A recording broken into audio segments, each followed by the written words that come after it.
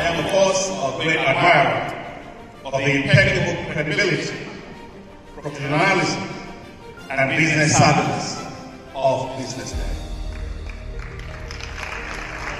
If you really mean business in Nigeria, start your day with BusinessDay.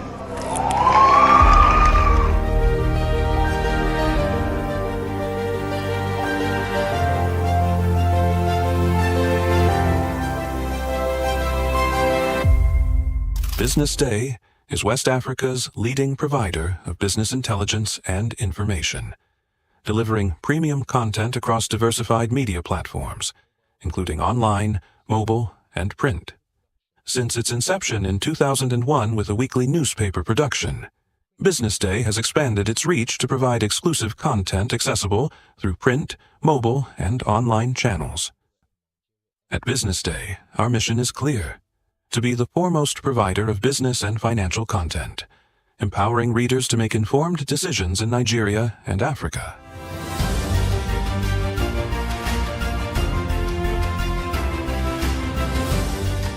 Since our establishment, we have been committed to delivering insightful, relevant, and accurate information about Nigeria's business and finance environment, while contextualizing the impact of global events.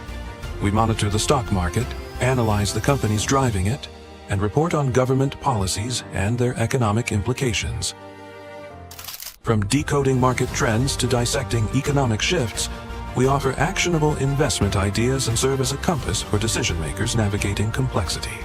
Beyond headlines, BusinessDay fosters discussions on critical economic issues through impactful conferences and events. These platforms bring industry leaders together to share narratives that drive innovation and spark meaningful dialogues. Our events galvanize connections, bridging the gap between inspiration and achievement.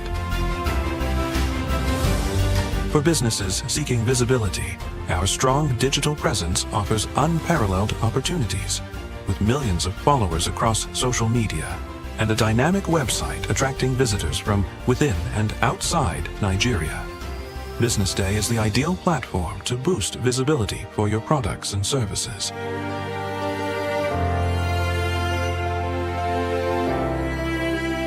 If you're looking for in-depth analysis and expert opinions on Nigeria and Africa's business landscape, BusinessDay is your guide.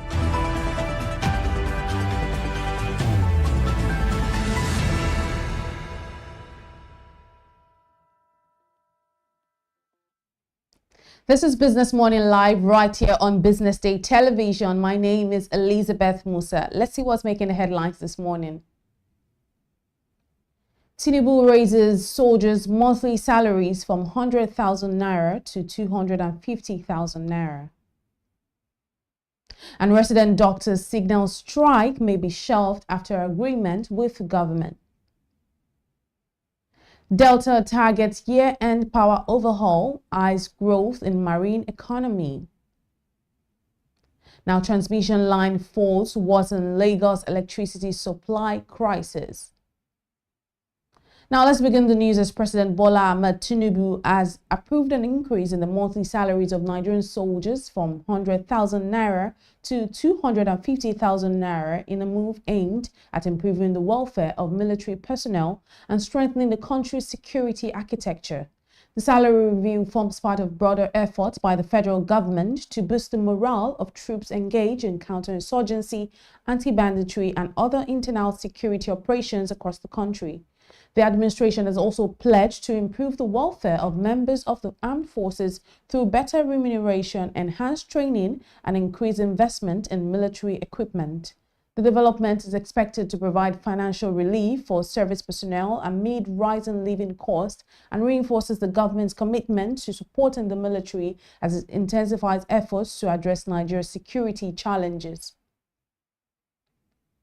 Now, moving on, the planned nationwide strike by resident doctors may be averted after the federal government reached an agreement with the association on key outstanding demands.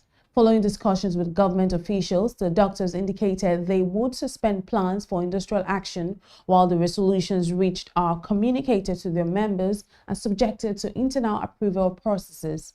The agreement is expected to address concerns relating to welfare, remuneration, and other long-standing issues affecting healthcare workers.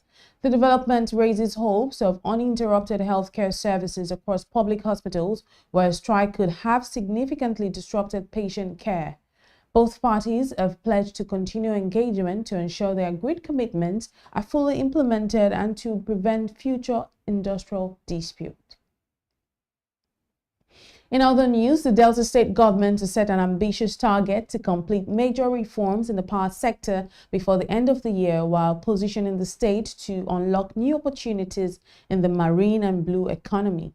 State officials said the planned power overhaul is aimed at improving electricity supply, supporting industrial growth, and creating a more attractive environment for businesses and investors. The government also plans to leverage Delta's extensive coastline and waterways to expand maritime trade, fisheries, logistics, tourism, and other marine-based industries.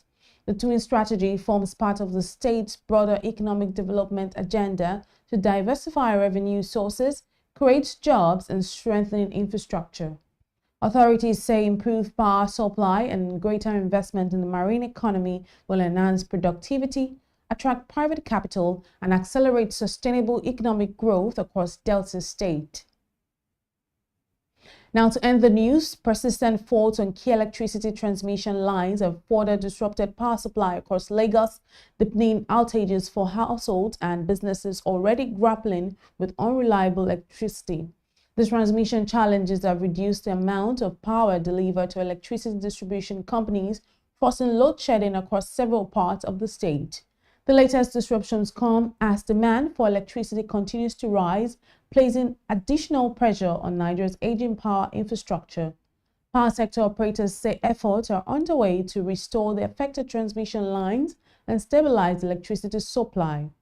However, the recurring faults have once again highlighted the need for sustained investment in transmission infrastructure to improve grid reliability, reduce outages, and support economic activities in Nigeria's commercial capital.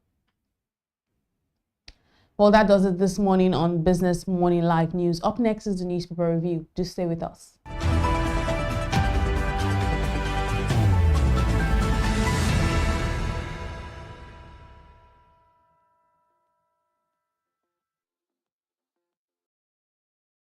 Global oil prices fell sharply after US President Donald Trump paused plans for a military strike on Iran and signaled a return to diplomatic talks, easing concerns over potential supply disruption through the Strait of Hormuz.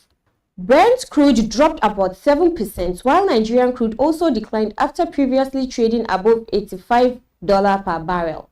The drop in oil prices comes as fears of supply shortage ease, following reports that the US and Iran are set to resume negotiation.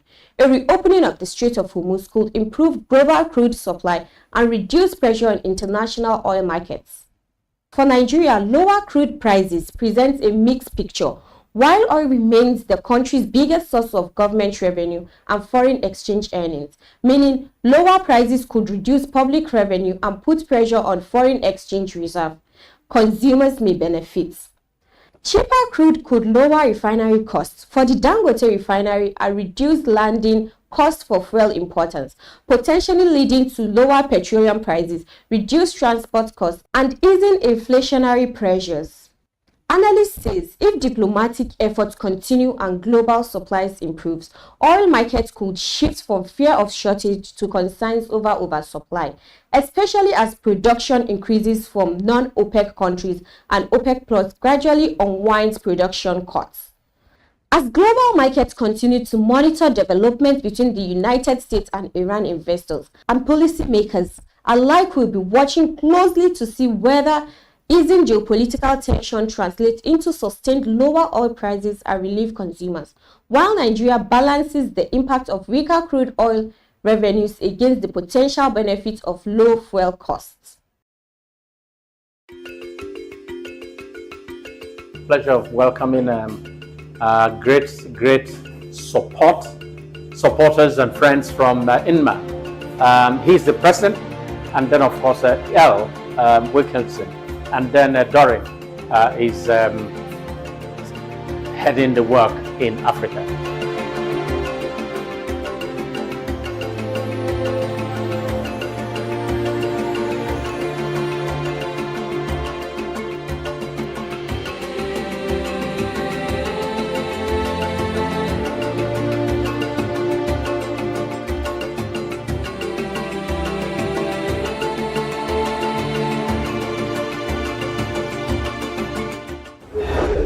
honored that you're hosting us today. We look forward to a positive exchange of ideas and strategies to make our industry better.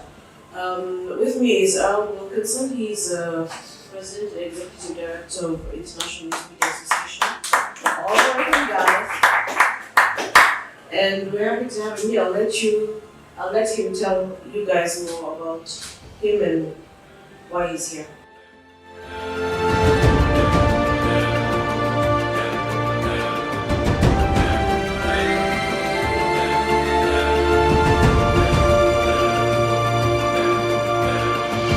I would leave you with the idea about business days.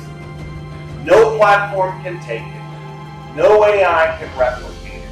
No competitor can buy it. So here's a little advice. Defend it. Build it. Invest in it. Because folks, the decade ahead is going to belong to news organizations that are unmistakably themselves. They're not boring. They're not neutral. Who are you? Answer that question and you'll figure out the next one. Thanks a lot.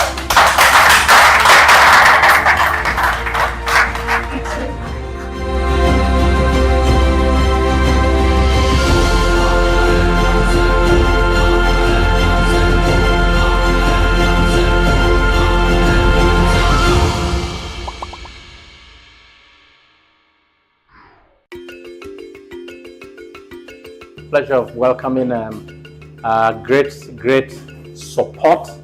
supporters and friends from INMA. He's the president, and then of course L. Wilkinson, and then Dory is heading the work in Africa.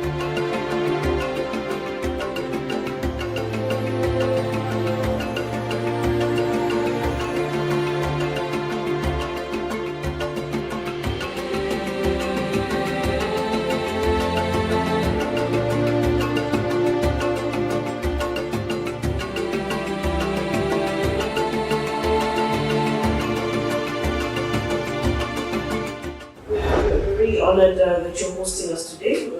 We look forward to a positive exchange of ideas and strategies to make our industry better.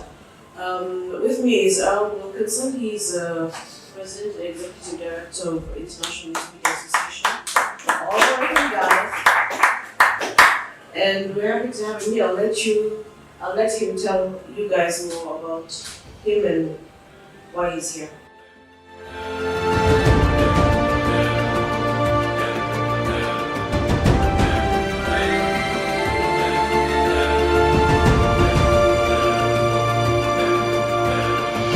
I would leave you with the idea about business days. No platform can take it. No AI can replicate it. No competitor can buy it. So here's a little advice. Defend it. Build it. Invest in it. Because folks, the decade ahead is going to belong to news organizations that are unmistakably themselves. They're not boring. They're not neutral. Who are you? Answer that question and you'll figure out the next one. Thanks a lot.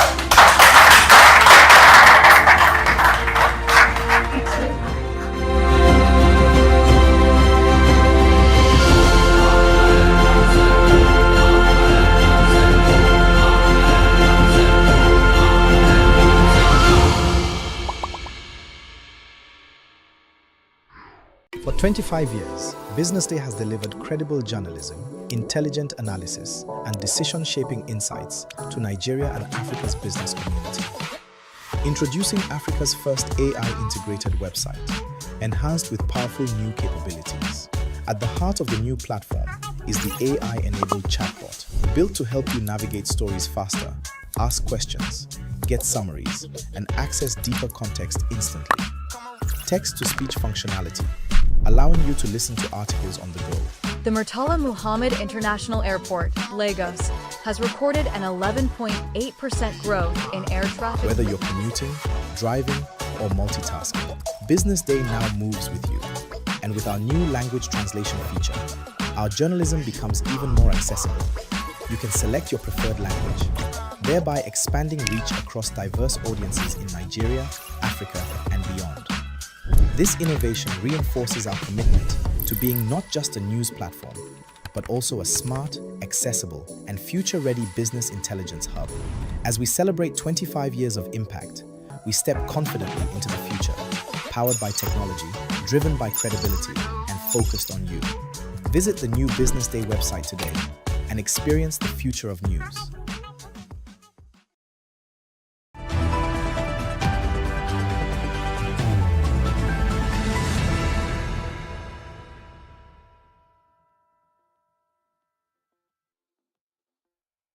You're still watching Business Morning Live right here on Business Day Television. This is where we check out what we have on the front page of the papers. And as always, I don't do it by myself. I do it alongside in-house analyst here at Business Day, Mohammed Akonji. Thank you so much for joining. Good to see you. Happy Wednesday, hump day. Hump day. What do you call it now? Hump day. Hump day. What does that mean? Please enlighten me. You're almost the weekend. Oh, hump day. Like HUMP? Yes. Are you serious? This is the first time I'm hearing that. Yeah. I don't know. Because I was like, when I hear Happy Wednesday again, I know definitely Elizabeth must have something up her sleeves for wishing me that. But I mean, it's good to be here. Oh my God. I couldn't join you on Monday. I'm sure I was actually hoping that at least I'd be able to catch up, but I had a bout of cold. Yeah, you mentioned. I couldn't be able to.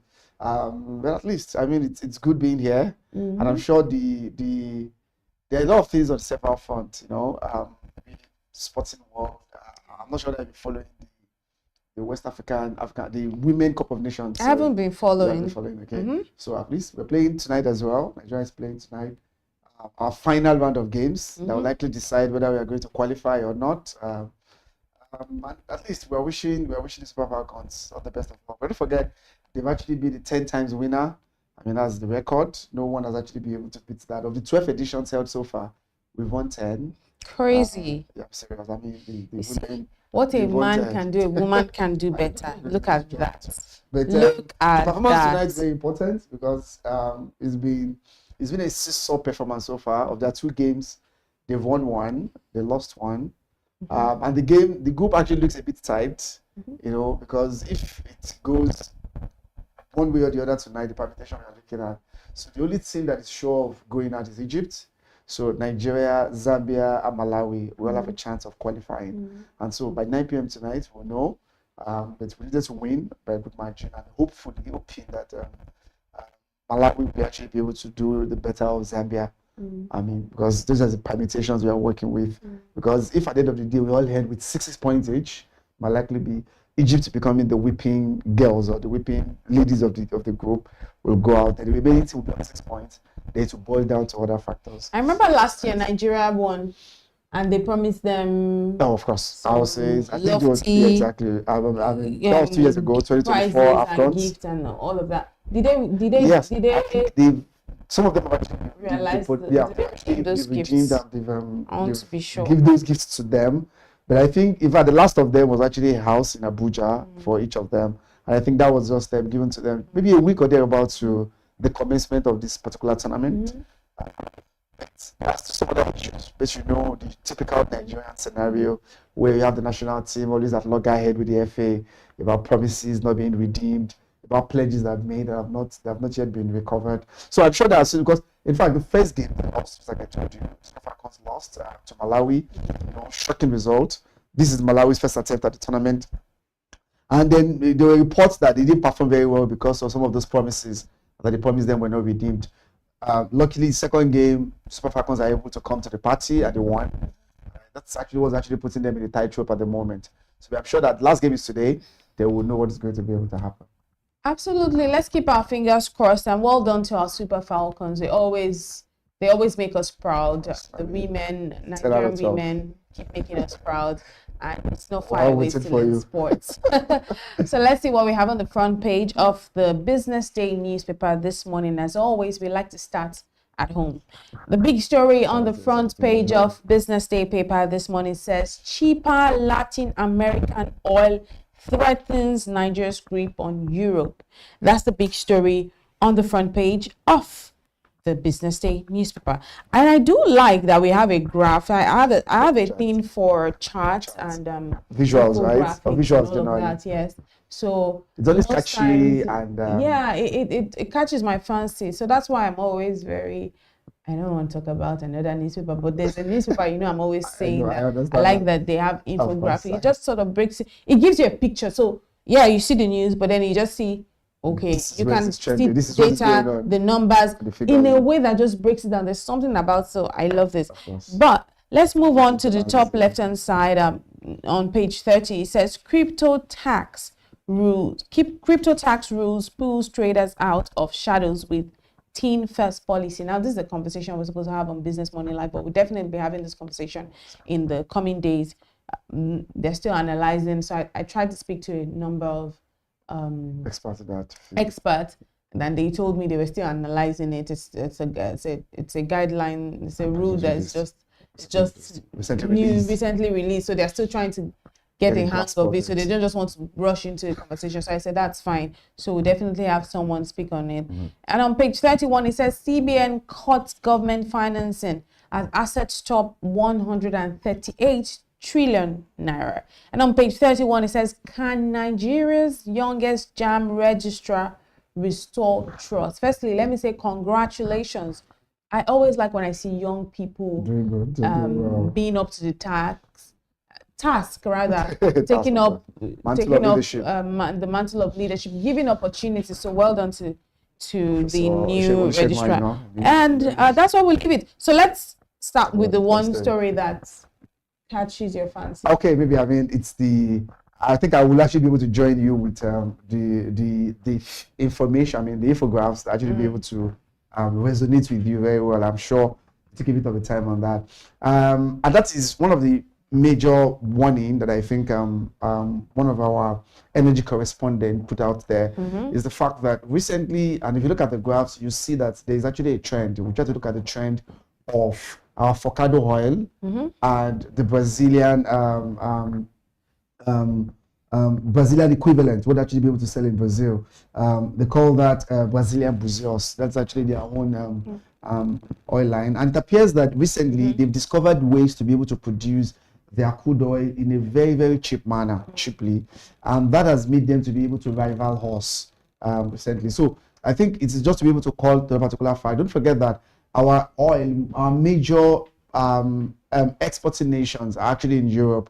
And these are buyers. The buyers are actually looking for the cheaper market to be able to get, of course, cheaper market and good quality oil with low sulfur content. But if you look at the Brazilian Buzios as against the Nigerian avocados, in terms of the quality, I think they have the same level. And then they've actually discovered new ways of actually producing it very, very cheaply relative to what you produce here.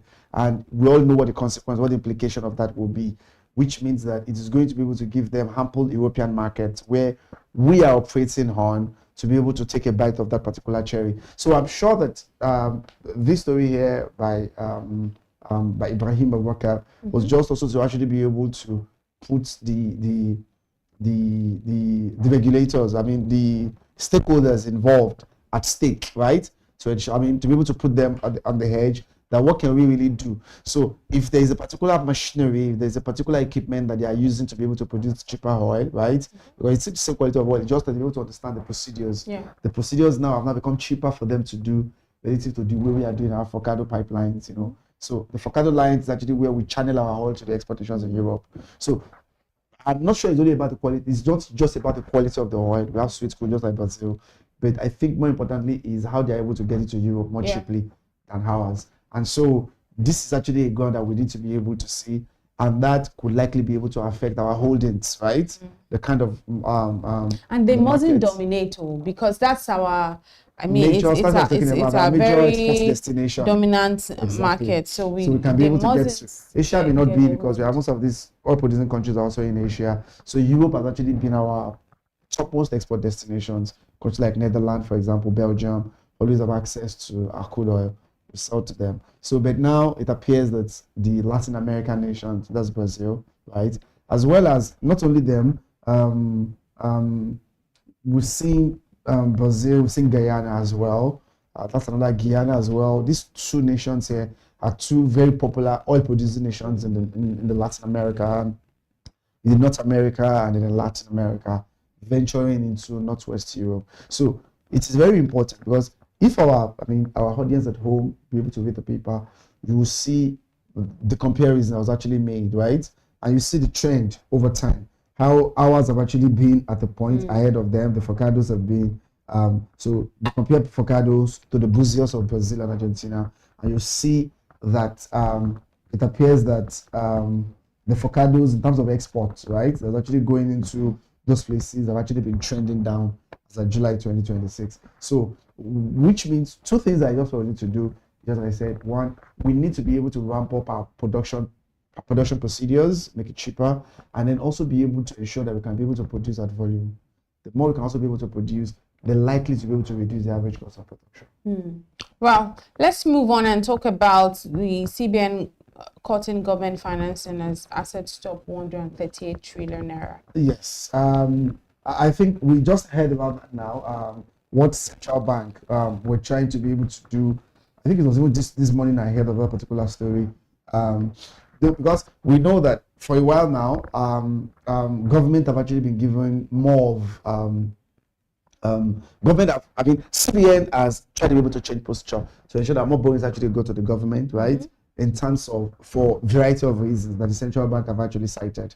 But one of the things that we've actually observed lately is that at attempts, because the implication of that is that it has cowed out investment, don't forget, to other important segments, especially the private sector, especially that critical element of the economy, because the government have actually dominated most of the attention of the CBN. And CBN has actually been asked about that okay, why has the borrowing, been, even though you are growing this money, there is more capital have actually been buffered up, but the borrowing to private sector have actually been reduced relative to what's actually going to the government, right? And a lot of reasons have actually been provided, to be able to juxtapose that. The foreign investors that are bringing the money at the point in time were so skeptical about the system, so they really wanted to be able to put in a safe asset rather than just anyhow assets there. So, but it appears that the CBN is changing direction. I think that's what we've observed now, changing direction to ensure that the private sector too can actually be able to get, desired attention and deserved attention in terms of financing that is actually needed to be able to boost their business operations. Let me ask you, because that's the headline on the front page this morning on page 31. Can Nigeria's youngest JAMB registrar restore trust? Okay, I think it can. Yes, I think it can. I think it can. It's just 40 years. I'm just the youngest. Well, first of all, I think I was also on the show, one of our shows yesterday in the afternoon, where we actually, give flowers to Mr. actually due. The ex-registrar of JAMB, Professor Ishakoloyede, is 10 years. Don't forget, JAMB is a 5-year tenure subject. We do it for a 2-term, and he spent his 10 years. Since 2016, he has been in the office, and we've seen a paradigm shift, in administration of JAMB, the revenue in terms of revenue collection of JAMB, number of students applying for JAMB, technology adoption as well. And I think we should commend him. He has actually done very well, even though there are glitches. There's no perfect system anywhere. The glitch of 2024 come to light, In fact, we have some students also kill themselves, committed suicide as a result of the glitch that happened in the system. And he's the man who hold up to it, to the fact that this happened to him. Now, ushered in a new man that came in August 1st. This is just his first week in office. And as much as we are going to be wishing him well, we also remind him that there are a lot of bumpy roads ahead as well, because the fate of millions of Nigerian students just for university admission lies in his hands. And I think he has actually started very well in terms of his 5 cardinal points that he mentioned.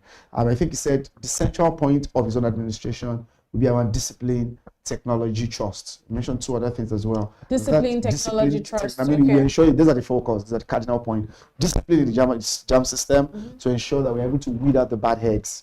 And we pray and hope that we'll be able to do that, because there are still some bad eggs as well that's needed to be weeded out in the system. We cannot be able to forget that. At the same time is the fact that technology, right? We need to actually be moving away from the paper system. And we're seeing that there's deployment of technology. We're talking about CBT centers now, but as we're having the proliferation of CPT centers, there are also miracle centers as well. So he needed to do something to be able to use technology to fight some of these What are aberrations. these miracle centers? Okay, they are like what they call special centers, right? You know, okay, they call it special centers where parents pay to sometimes have somebody actually sit down for their student or write, I'm sorry, for their words, or alter the results in some cases. Why? Because you should know now. I mean, it's the typical scenario. And is it allowed? It's not. That's what I'm saying. It's Okay. not. So because we call them special centers, you know, they are illegal, right? They are illegal centers. And so we were talking about that yesterday, where you have parents inundating examination centers. You see them. In fact, and you've been wondering, these are JAMB students, prospective university students, right? Still having their parents following them to JAMB centers. Because some of them will complain about, oh, they're going to a very far place. He has never traveled, he has never done this. But I try to be able to compare it to those early days of ours. It's an aberration for a parent to follow you to a JAMB center. It's not like a common entrance exam. But now you're seeing that. But beyond the fact that, yes, I'm not faulting parents that do that. Of course, you need to be able to protect the world, you need to do that. But you know that there are a lot of ulterior motives. Most parents, I'm telling you this. I was making an example of 2 cases I know in my estate. When the JAMB results, this particular year JAMB result was released, they've actually been able to pay these miracle centers. But the problem is that at least their words, what I'm talking about here, because we never knew about it until when the bubble, and I'll tell you the bubble. The bubble is them that they were able to have something in the north of 250. Unfortunately, when the results came out, I think one of them has 177, that one has 171, and that's exactly where the bubble burst. We heard what happened. That on top of that, the amount of money we give to you, this is the kind of results. You understand? And that's why you knew that some of these centers existed. People will do them clandestinely, but I can tell you this is another thing that Professor Shegwaino, don't forget, he's also a professor of computer science at Northern University. So I think he needed to also be able to attack it head on. Because remember that it takes 2 to tango anyway. Apart from this parents, there are also, those are talking about discipline, people within the JAMB centers, within the JAMB establishment institutions that aid them to get this thing carried out. There are people like that, So it's always like you have accomplices, that help them to ensure that they carry out some of these anomalies. So I'm sure that discipline, I look at those five core tenets according to him, when he was actually be able to read out his report, and these are what he's going to be able to focus on upon his assumption of office, and we actually be able to wish him well, and hopefully that he will actually, just like he has started well, we believe and pray that he will be able to head it well on actually a very good stead, and actually be able to take JAMB to the promised land that he actually desires for it. Congratulations, we wish him well on his tenure or his administration. Yeah. Whichever. Let's move on and see what we have on the front page of the Punch paper this morning. The big story on the Punch paper this morning, quite exciting really, but long overdue. It says military salaries hit 924 billion naira as Tinubu approves pay rise. So we moved from 100,000 naira salary to 250,000 naira salary. Encouraging, but I think it's long overdue. I think they should have been earning 250 a long time ago, and now we should have been talking about something more than 250. It's moved on. So I think it's 250,000 military personnel. But I mean, so what I'm saying is the number about 250,000 of them would actually be able to benefit it between 30 to 80% of salary increment, right? So and that's the number. Don't forget the total number of military personnel we have in Nigeria. They're like about 300,000, and with 200,000. I mean, that's actually the record. The record say about 300,000, 330,000 are the number of military officers, right, that we have. So of about 250,000 of them, we now encourage, will benefit between 30% and 80%. I mean, that's quite a huge amount. But don't forget that. But I think we should commend this administration for that. Because this administration has increased their pay twice this year. Before it came on board, I should mention that a cadet, an entry-level person into the military, earns 50,000 naira. Now he increased it to 100,000, and now within another time frame again, we just heard this particular announcement that came about yesterday evening that the president just approved that, and that it will take effect immediately from the 1st of September. And I think that is actually a very good way to go. I mean, so we expect that this should be a morale booster, just as Mr. Defense Minister General Christopher Christopher Musa, thank you very much, mentioned that. And just like you also said, and I think we agree, it is long overdue, right? Because the biting economic situation is actually touching on everybody.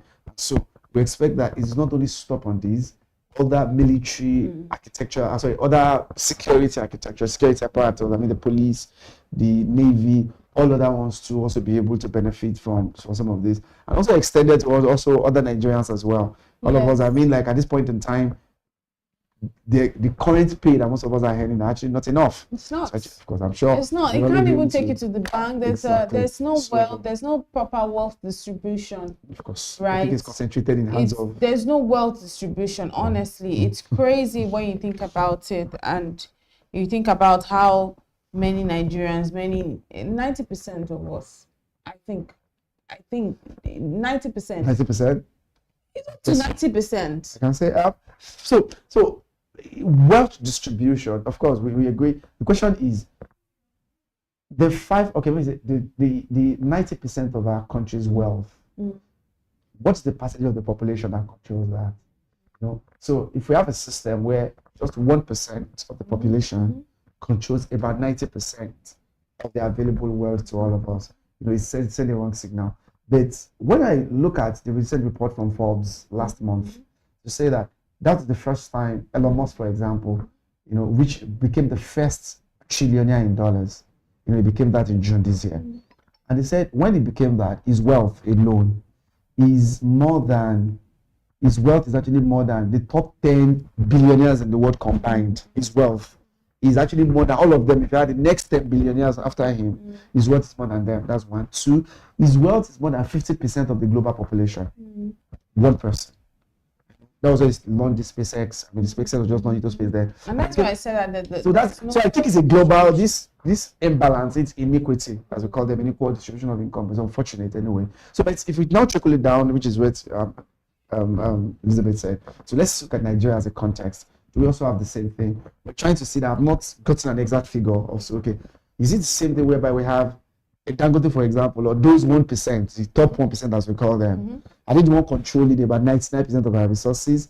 If we have that, that would be a very gaping inequality. So aren't you seeing it? It's shocking that you're still saying. No, I'm not saying it. I'm not saying it. I know that. What I'm saying is maybe because what I'm saying is I'm not talking about income inequality. I'm talking about maybe the income we have exactly now is actually not sufficient.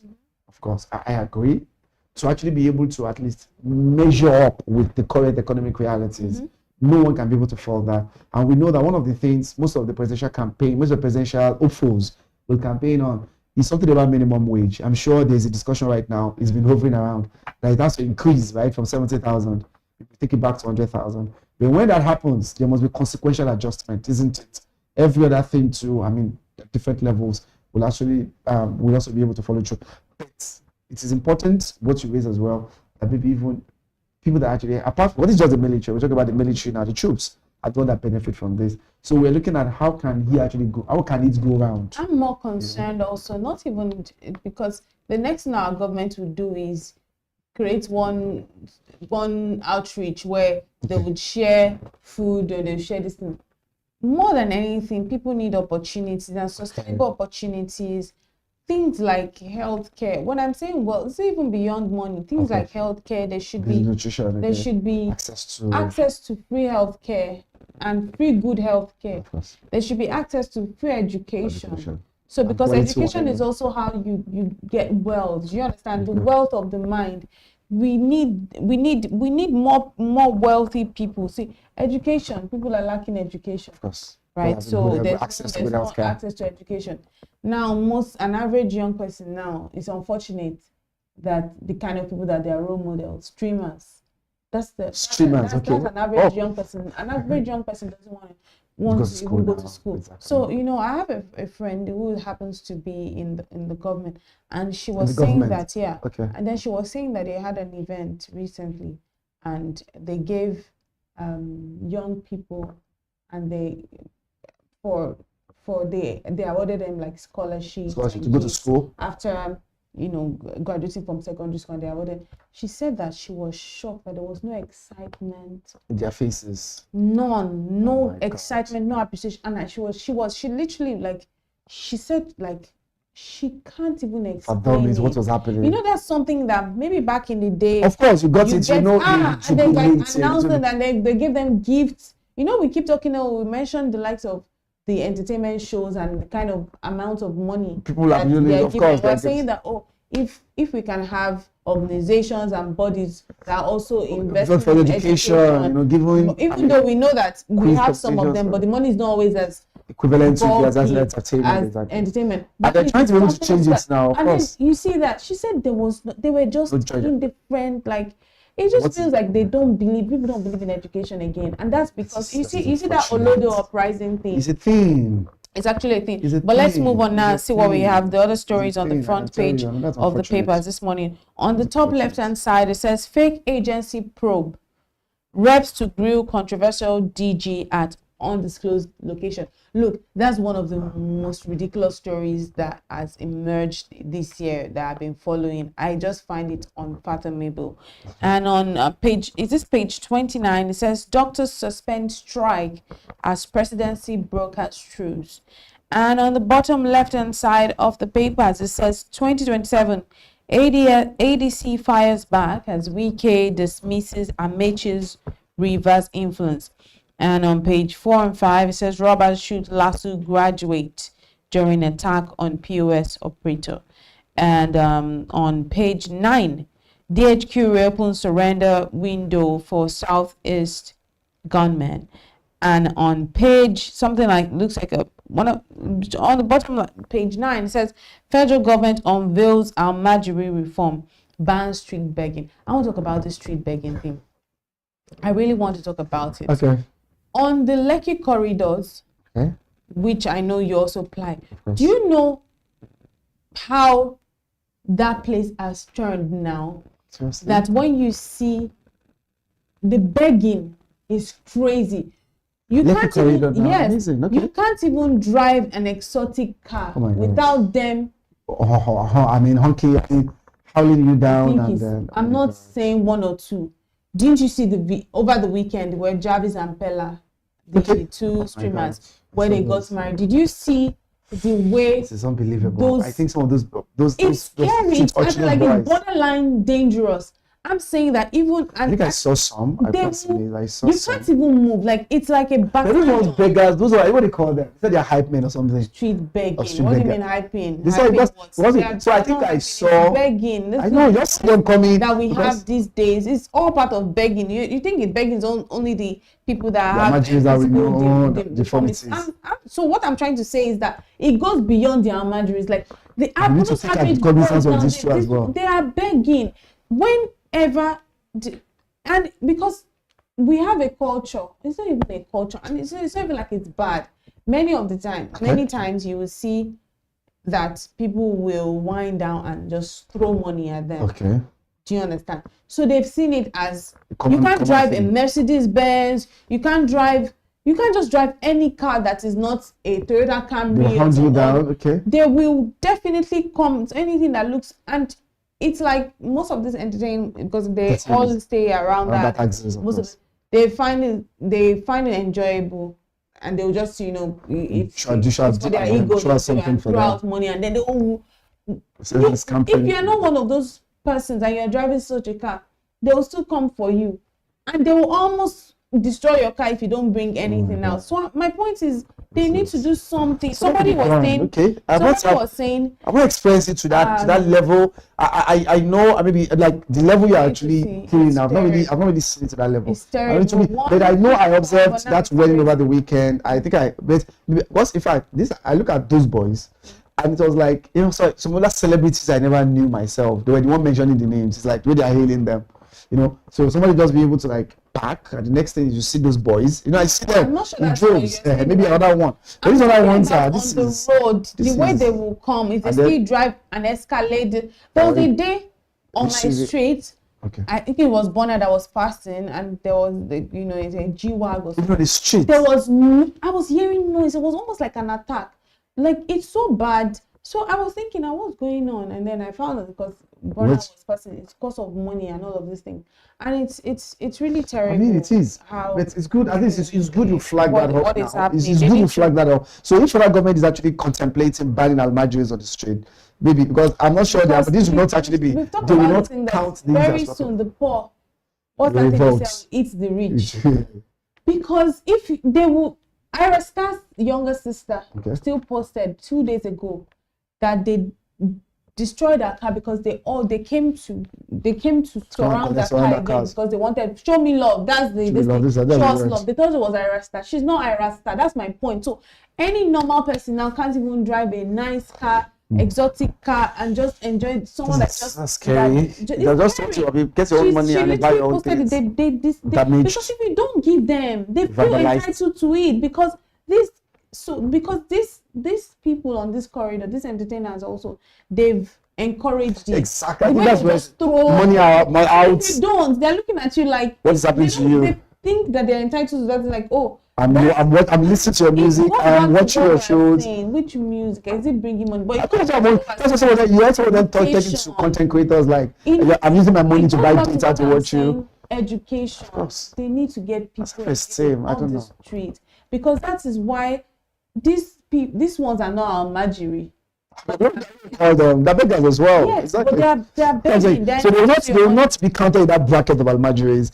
But they also, that's a nuisance. They are constituting a nuisance. I want to say something about this fake agency probe. Oh yes, I think you raised that. Just 2 things I'll mention. The thing before I mentioned that was the doctor suspension of their strike. So let me just quickly talk about that because we're expecting the NARDs, National Association of Resident Doctors, to commence their strike today. But I think one of the things this government, has learned to do is come out at the dying minute and then try to actually be able to put whatever uprising to bed easily. Because we've heard here and there how the resident doctors have actually agreed to be able to go up in arms today. But the chief of staff, Bedabi Amila himself has been there of the storm for another issue entirely. We get into the matter, and most of the matters, they actually be able to resolve them with important timelines that all these and these will be resolved. And I think kudos to him for that. So the next one is the PFIPC, because in fact the ICPC probe report, as they said, they have concluded it and they will bring it out today. They'll bring it out this week. This week was actually the expectation. But also we have to remember they summoned the DG, right? He was summoned, but the police appeared. The police force who actually have him arrested said that they will need a kind of a reappearance order to be gotten from the court. And I think that is what is actually causing the challenge. The man could have been brought right there and there to the Green Chamber, right, to come and actually be able to testify of these allegations that he has made. Unfortunately, that may not actually be the case, and I think that's what actually led for this undisclosed location that you have mentioned, because the police is actually keeping in the place where we don't know, so that he's an important witness. Don't forget, even though he's also the accused in this particular case. But one important thing to actually be able to read, and I think I would like you to be able to read that part, with the fact that another person now claimed that he paid 400 million naira to Mr. Dini, who claimed that he said, how I paid 400 million naira for phantom contract. Businessman tells Webs Panel that the man came to him in Ondo State or thereabout, that the office in Abuja, and he solicited, through deceptive means to be able to collect another 400 million naira from him. So I know we are expecting the report. This undisclosed thing, I think people are actually reading too much into it, but it's important because the police said his identity has to be, his location has to be kept in wraps so that nothing will happen to him, just as the other person that he claimed was intermediary between himself and the chief of staff died mysteriously. Don't forget, Abatunde Tanimola. Today we just heard that the hotel he was launched in got burnt and he died there, and the hotel was just burnt to the ground. So today we've not heard any reports, no investigation. Maybe ICPC, I'm sure that we'll try to be able to unearth, right, whatever is actually be able to happen in that regard. Right, let's move on and see what we have quickly on the cartoon of the day on the Business Day paper. It's always a good way for us to wrap up the show this morning. It's been very intense conversation with all those stories that we have, but let's move on and see what we have in our cartoon of the day this morning. Yes, the truth and the lie. Now we see what's this thing that has the truth? Smashing stones. A puzzle. Is it a puzzle or what? A marble. But it says truth. A marble. Truth on and the then they're throwing stones at it. Stones. Yes, then we see someone who we know on the left hand side. He has the cap of the president of the country, and then the clergy in his front speaking to him. This has to do with the visit for the cardinals to the presidency, where they spoke about the state of the nation. And obviously from that meeting on Onyeko and the likes, there's been a lot of bickering. The government seems not to be pleased, but I think that the people, I don't just think, I believe that the people have the right to criticism. Is a part of life. Criticism is part of, they have the right to criticize the government. They don't have to now start, if I criticize you constructively, I should take it as feedback. It's not, Liz, I'm a bad person, you're a bad person.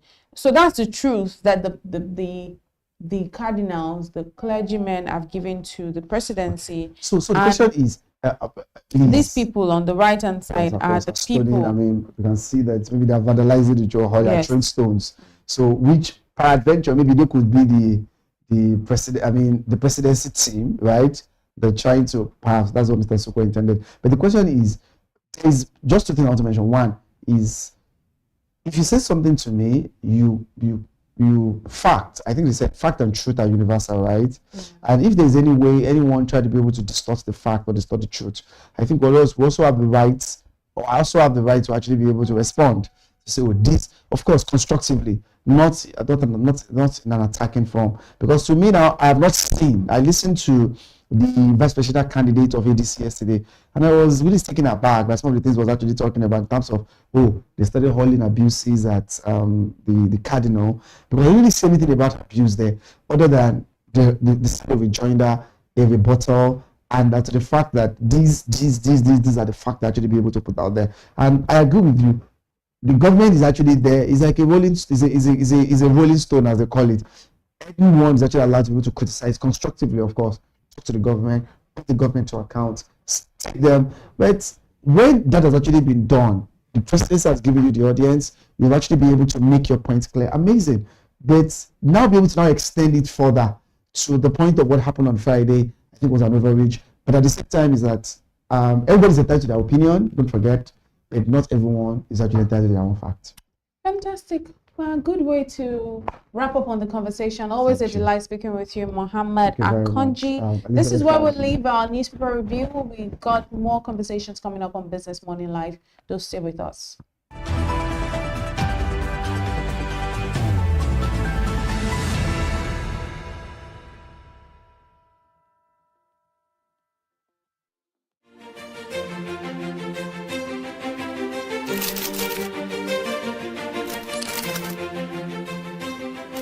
I am, of course, a great admirer of the impeccable credibility, professionalism, and business savviness of BusinessDay. If you really mean business in Nigeria, start your day with BusinessDay.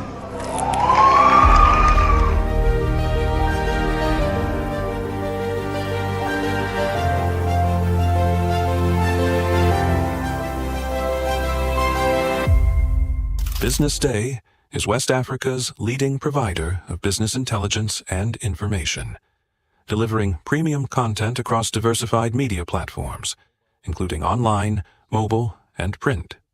Since its inception in 2001 with a weekly newspaper production, BusinessDay has expanded its reach to provide exclusive content accessible through print, mobile, and online channels.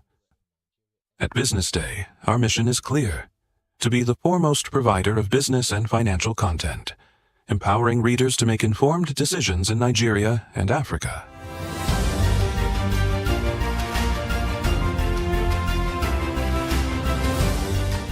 Since our establishment, we have been committed to delivering insightful, relevant, and accurate information about Nigeria's business and finance environment while contextualizing the impact of global events. We monitor the stock market, analyze the companies driving it, and report on government policies and their economic implications. From decoding market trends to dissecting economic shifts, we offer actionable investment ideas and serve as a compass for decision makers navigating complexity. Beyond headlines, Business Day fosters discussions on critical economic issues through impactful conferences and events. These platforms bring industry leaders together to share narratives that drive innovation and spark meaningful dialogues. Our events galvanize connections, bridging the gap between inspiration and achievement. For businesses seeking visibility, our strong digital presence offers unparalleled opportunities. With millions of followers across social media and a dynamic website attracting visitors from within and outside Nigeria, Business Day is the ideal platform to boost visibility for your products and services.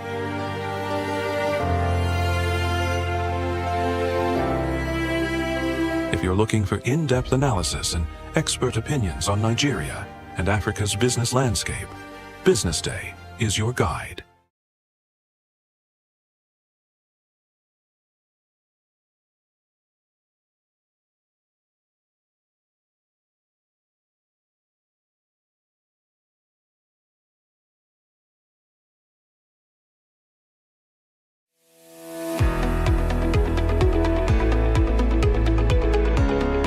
This is Business Week, a weekly program brought to you by Business Day Television.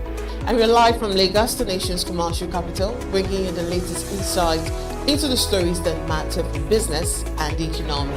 I am Deborah Eze. Onyeka Valentine. I am Destiny Momo. My name is Elizabeth Musef.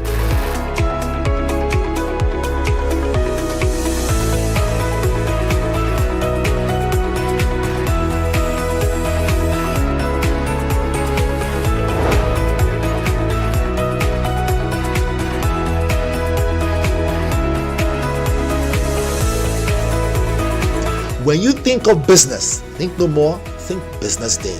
I know that Business Day Television will go places. It is the next big thing that will happen to the Nigerian media sector without a shade of doubt.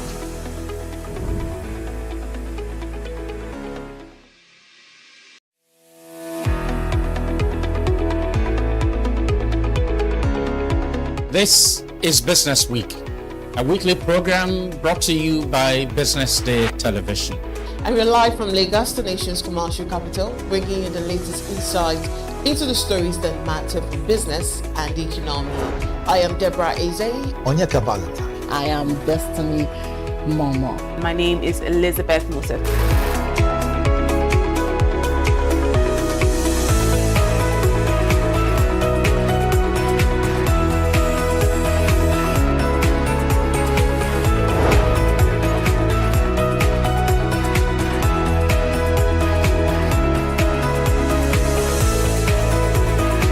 When you think of business, think no more, think Business Day. I know that Business Day Television will go places. It is the next big thing that will happen to the Nigerian media sector without a shade of doubt.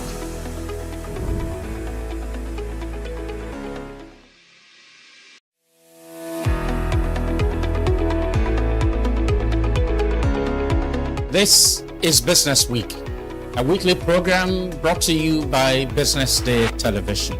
And we're live from Lagos, the nation's commercial capital, bringing you the latest insight into the stories that matter for business and the economy. I am Deborah Eze. Onyeka Valentine. I am Destiny Momo. My name is Elizabeth Musef.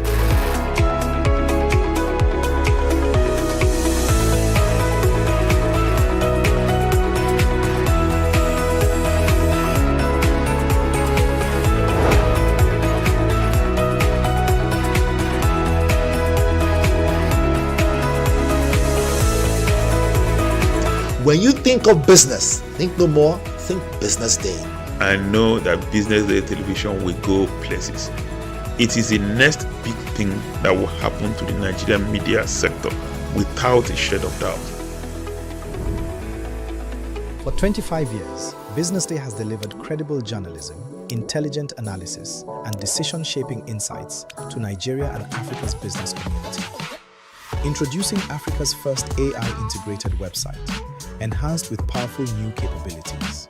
At the heart of the new platform is the AI-enabled chatbot, built to help you navigate stories faster, ask questions, get summaries, and access deeper context instantly. Text-to-speech functionality, allowing you to listen to articles on the go. The Murtala Muhammad International Airport, Lagos, has recorded an 11.8% growth in air traffic. Whether you're commuting, driving, or multitasking, BusinessDay now moves with you. And with our new language translation feature, our journalism becomes even more accessible. You can select your preferred language, thereby expanding reach across diverse audiences in Nigeria, Africa, and beyond. This innovation reinforces our commitment to being not just a news platform, but also a smart, accessible, and future-ready business intelligence hub. As we celebrate 25 years of impact, we step confidently into the future, powered by technology, driven by credibility, and focused on you. Visit the new BusinessDay website today and experience the future of news.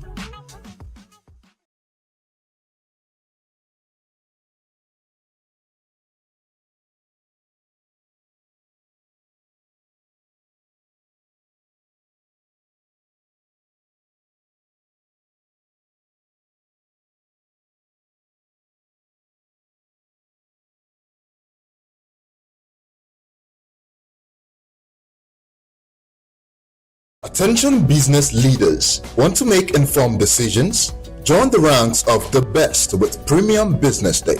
Access in-depth analysis and expert opinions to stay ahead.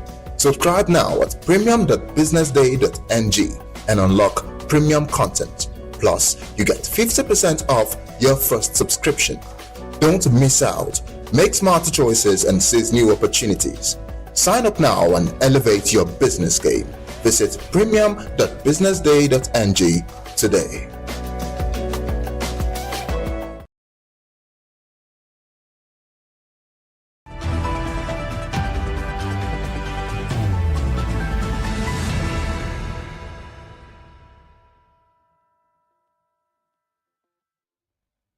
You're still watching Business Morning Live right here on Business Day Television. My name is Elizabeth Musa.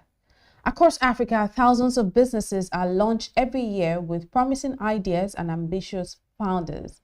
Yet many never grow beyond a certain point, not because demand is lacking, but because the structures needed to support sustainable growth are missing. From weak operating systems and unclear accountability to founder dependency and poor execution, these challenges continue to limit the growth of many small and medium-sized businesses. While joining us this morning is business consultant and enterprise strategist Kehinde Augustine is the founder of ScaleNext, and he has experience spanning business strategy, organizational development, technology, brand management, and digital transformation. He's worked with businesses across sectors to help them build the systems and capabilities required for long-term growth. Thank you so much for joining us this morning, Kehinde. Welcome to Business Morning. Thank you very much. Thank you very much for having me. We often hear, it's so great to have you this morning. Thank you. We often hear founders say they're working harder than ever, yet their businesses aren't growing. In your experience, what's usually holding them back? All right. Thank you very, very much. I always tell founders that growth is hardly a function of effort, right? It's a function of clear priorities, right?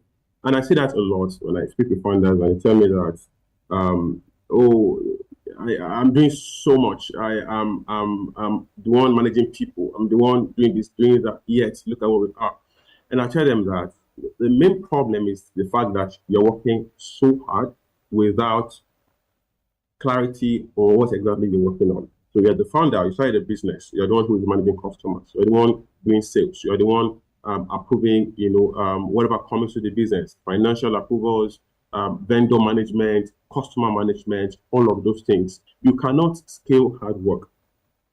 Hard work can get to a point in your business. However, if you want to move to the next level, if you want to see growth, you have to start focusing on systems. And that is where, sometimes the conversation gets a little bit confusing. So what do you mean by I need systems?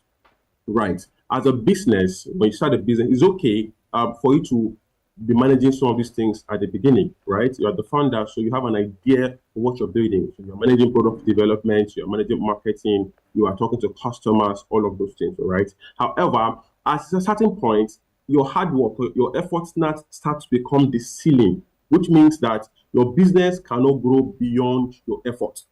It cannot exceed, your capacity as a person to deliver, all right? And that's when you now start to introduce systems. Okay, and so when we talk about systems, we are talking about distributing those key things that you do across different processes and naming an owner for those processes. All right. For example, as a founder, you started with product development and marketing. Now you want to grow, you want to scale. So what you do, you create systems on how you produce that thing that you sell or how you deliver that service excellently. Right. When you have designed the system, you find somebody. That's when you start talking about hiring. You bring in somebody to own that system for you, which takes off that burden and then you place it on somebody else. Of course, with clear outcomes. You tell them, you know what, this is what I want from you. And so instead of you doing that work yourself, you are managing systems and people to do it for you. And that's when you start to talk of scale, right? So if you want to move from working so hard and seeing minimal results to working more strategically and seeing exponential results, you have to underemphasize effort and start thinking about clarity about your priorities as a business. You also have to start to develop your business model. Many businesses make sales, make money, get customers, but they don't even understand what their business model is exactly.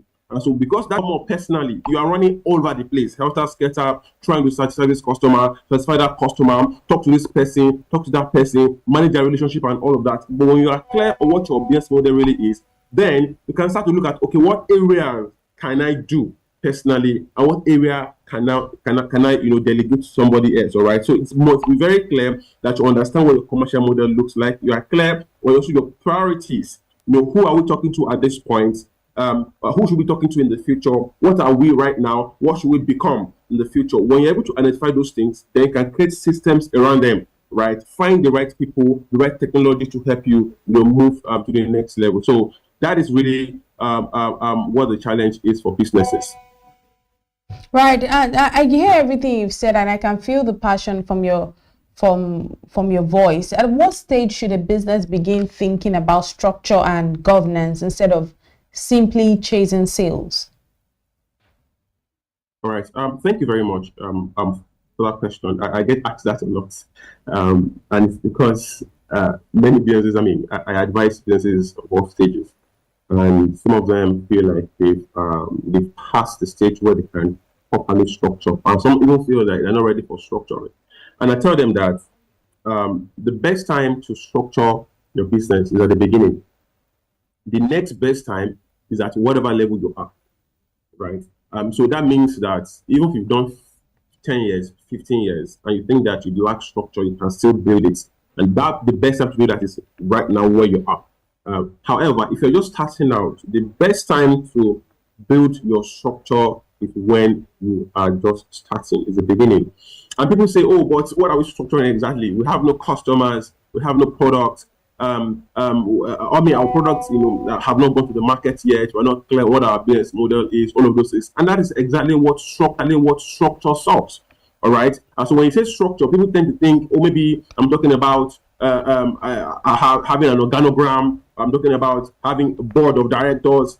That is also, those are part of structures, all right. But systems and structures really talk about how you gain customers. So we talk about the marketing system and structure, for example, right? Who is your ideal customer profile?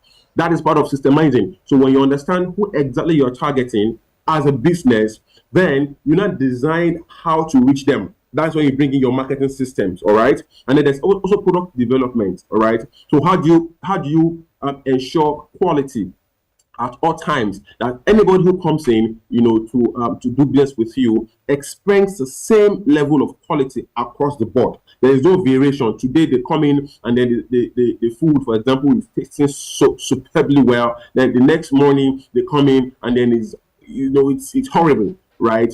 System guarantees that there is no variation in quality, right? And so you start thinking about what can I do? Maybe documenting my recipe, for example, if you sell food, documenting my recipe, what I do every day that ensures that this food turns out excellently well. So that's part of system. Understanding your financials too. How do you make money? Where do you spend your money? Who is your supplier? How much do you pay them per month or per quarter or annually?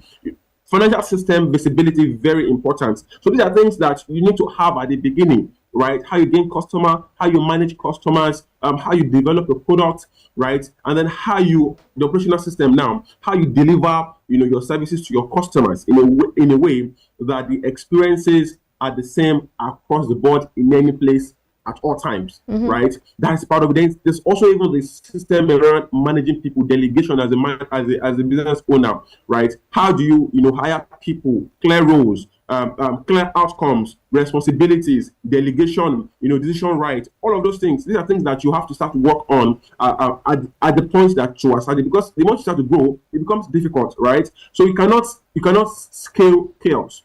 You can only scale clarity, and system is what brings clarity, to your business. So whatever level you are, the best time to start systemizing, to structure your business is right now, right? And I should mention this very briefly, which is again, as a business owner, as a manager, also create systems on how you manage your business, in the sense that know when to do your performance review, right? For some businesses, this is an example, they do maybe annual, quarterly, monthly, performance review. If you have staff, do you also, management review, where you look at the KPIs, are they delivering on the clear outcomes that you've set for them? Have all of that rhythm in place as well to say, what, every week I'm having a one-on-one with a staff member to understand, maybe get them to send a report, have a one-on-one with them, understand what they've delivered, understand if they're clear on the job, where the bottlenecks are, how to solve all of those things. You need to also even create that as a system to say monthly, weekly, daily,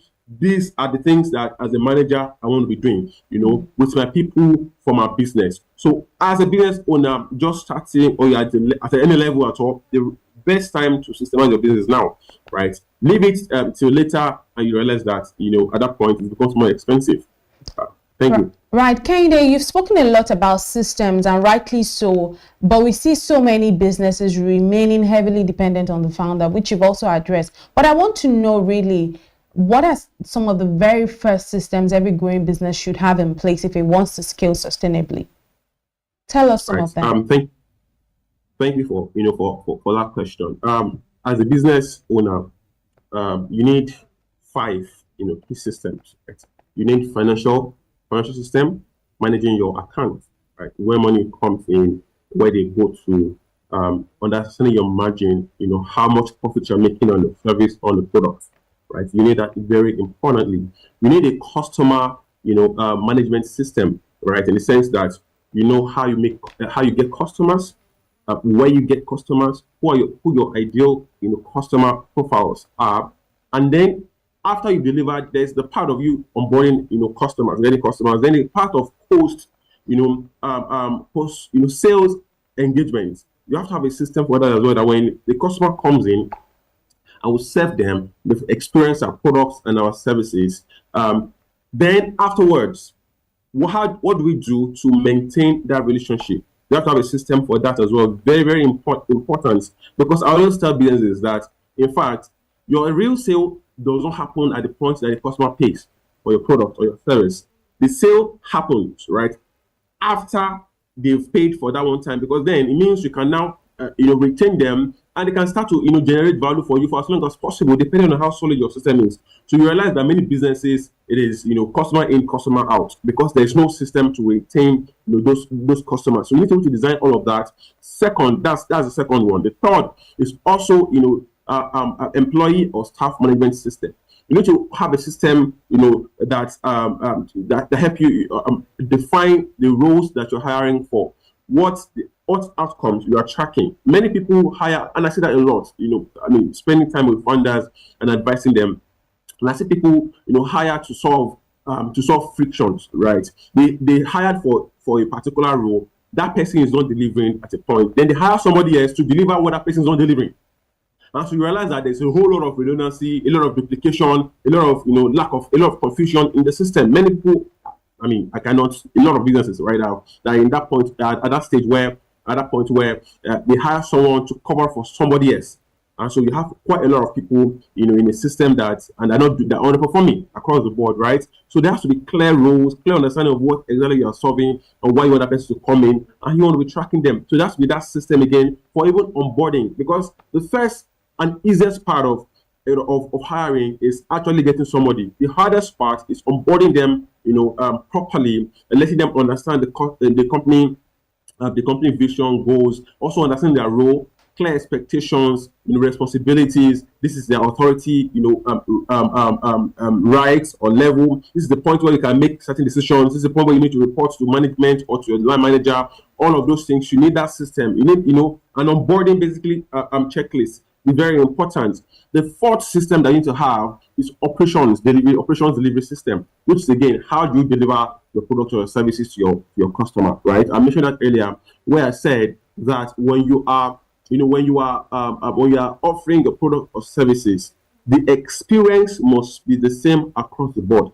If you are promising excellent customer service, right? If you're promising a luxurious feeling, right? You cannot deliver that for one person and then deliver a horrible experience for another person. What ensures that there's no variation is system, right? So you document, how do we ensure luxurious feeling for a customer? You document all of the steps. And so you hand over those steps to your people to say, this is how we deliver. And not just even about the experience alone. Even if you're promising speed, how do you deliver speed? So that talks about now your logistics. If you're in dispatch, right, you have to dispatch something to your customer. Your logistics, system. How do you collect something, move it to the next location, ensure that your TAT, if your SLA is 30 minutes, you meet up with that 30 minutes, right? There's a system for that as well. Operational delivery system, very important. And then the management, management information, system, which is that as a manager, how do you now,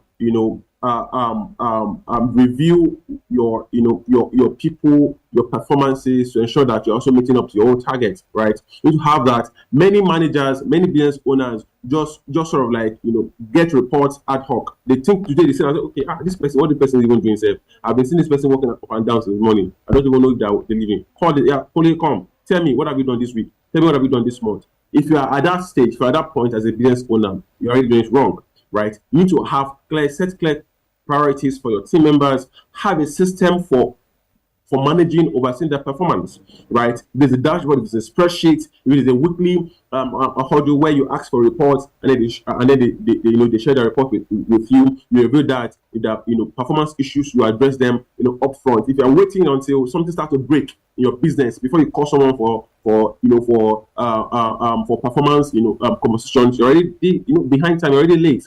All right. So as a manager, as a business owner, you need to have a system that ensures you are tracking all of the KPIs that you have set, all of the SLAs, all of the promises that you've made to your customers, to your vendors, to your suppliers. Have a system for tracking all of those things, all right? And even in terms of governance as well, within your business. I'm talking about, when I say governance, I don't mean the structure that you put above the business owner, which is, again, talk about board of directors, talk about people that you report to as a manager, all of those things. Then even within the business, all right, the governance system, who reports to who, right? Who's accountable for what? As a business owner, you need to be able to define all of that, and it's a system, right? To say, and that's where your organogram comes in, right? Your organizational structure. That this person reports to this person is accountable to that outcome, and if this outcome fails, I know who to hold responsible, right? You need to be able to define that at the beginning. So these are the 5 systems that, as a business owner, you need to have at the beginning. You don't say, I don't have people now, I don't have staff. Have them. When they come, they need the system, because sometimes the mistake that many people make is that they wait until they have people, they have more customers before they start to design those systems. At that point, you're already too busy. You're already busy, and everything's already chaotic, and so it's now more expensive to design those systems than it would have if you had created them at the beginning of the business. So these are the systems that, like I said, that you need to have. as a business owner. And is it possible for organizations to build accountability without creating unnecessary bureaucracy? Because what we see is when you're trying to put in this system and the businesses expand, the processes can become inconsistent. But we want to be sure that these organizations are able to build accountability without creating some unnecessary bureaucracy. So what are some of the ways to do this? Thank you very much for that question. One of the headaches, that people, especially those who have now grown at the stage where they're expanding very rapidly, very fast, and are wondering, so how do we do this without now creating, another layer of complexity within the system? And what I would say them is this: design what I call minimum viable structure, right? Minimum viable structure. Design minimum viable structure. And what that basically means is that the simplest, most easily implemented, or most easily executed system, right? Design it. Now, you don't have to start. Of course, there are many processes now, many companies that have matured to a point where many of their processes are now very complex, right? Think about a brand like maybe KFC. How they deliver, they are in different locations. At this point, their systems have matured and it's very complicated. But even then, you can still simplify it, right? Ask yourselves, what are your priorities? What are the most high risk things that you do that if there's a mistake here, it's going to affect the business in a way that is very expensive, that's going to cost you a whole lot? Ask yourself that. Ask yourself also that what are the things that you do repeatedly every single day? For example, maybe if you sell food, for example, using maybe a restaurant as an example, if you sell food, you cook every day. So which means that your recipe has to be documented to say, this is how we make this jollof rice every single day. This is how we make this jollof rice. You wake up in the morning, you get the rice, you get this, you get that, you add this flavor, don't do this, don't do that. Well, minimum, just very simple 1, 2, 3, 4, 5, 6, 7 steps, right? And then in terms of risk, what are the things that if you don't do them, or there's a mistake here, it's going to cost the business a whole lot? That's what things you should focus on with your minimum, viable structure. Those things are high risk. Maybe finance, for example, very high risk.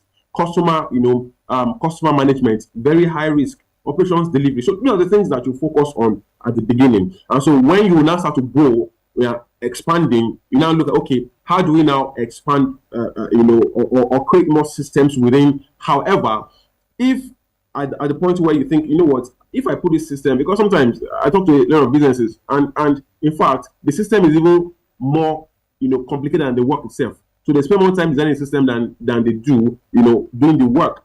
You don't need to be in that place. You have to understand what are the simplest, most high risk, most repeatable tasks that are carried out as a business. Then you systemize those. You start from there, and then you move on to other things, right? But build your minimum viable structure. Simple, straight to the point, not complex, that somebody can understand just by looking at it, and then you go on and continue with your execution.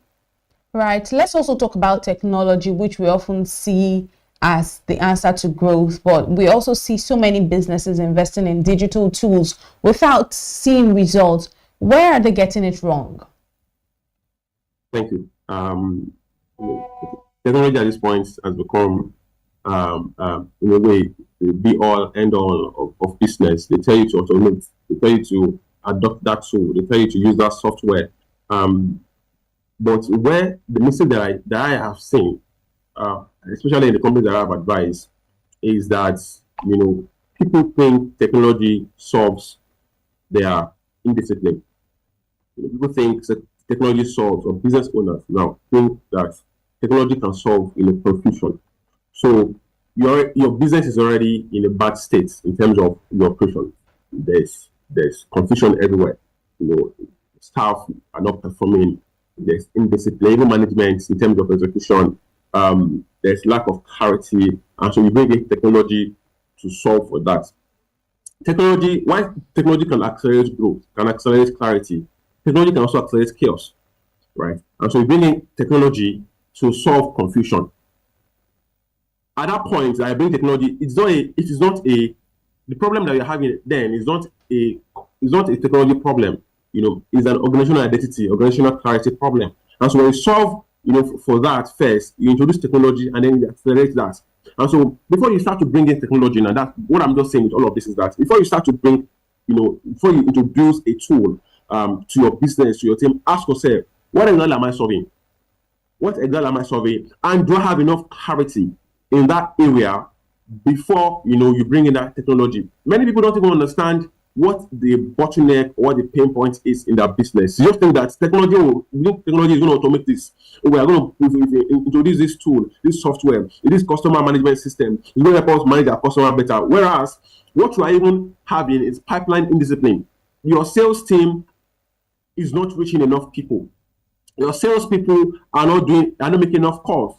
Your salespeople are not even updating their pipeline as when they should. And so you have that discipline. If you bring in technology, it's going to just address the same problem. And that's why sometimes I've spoken to a lot of founders. We buy this expensive software, but our people don't use it.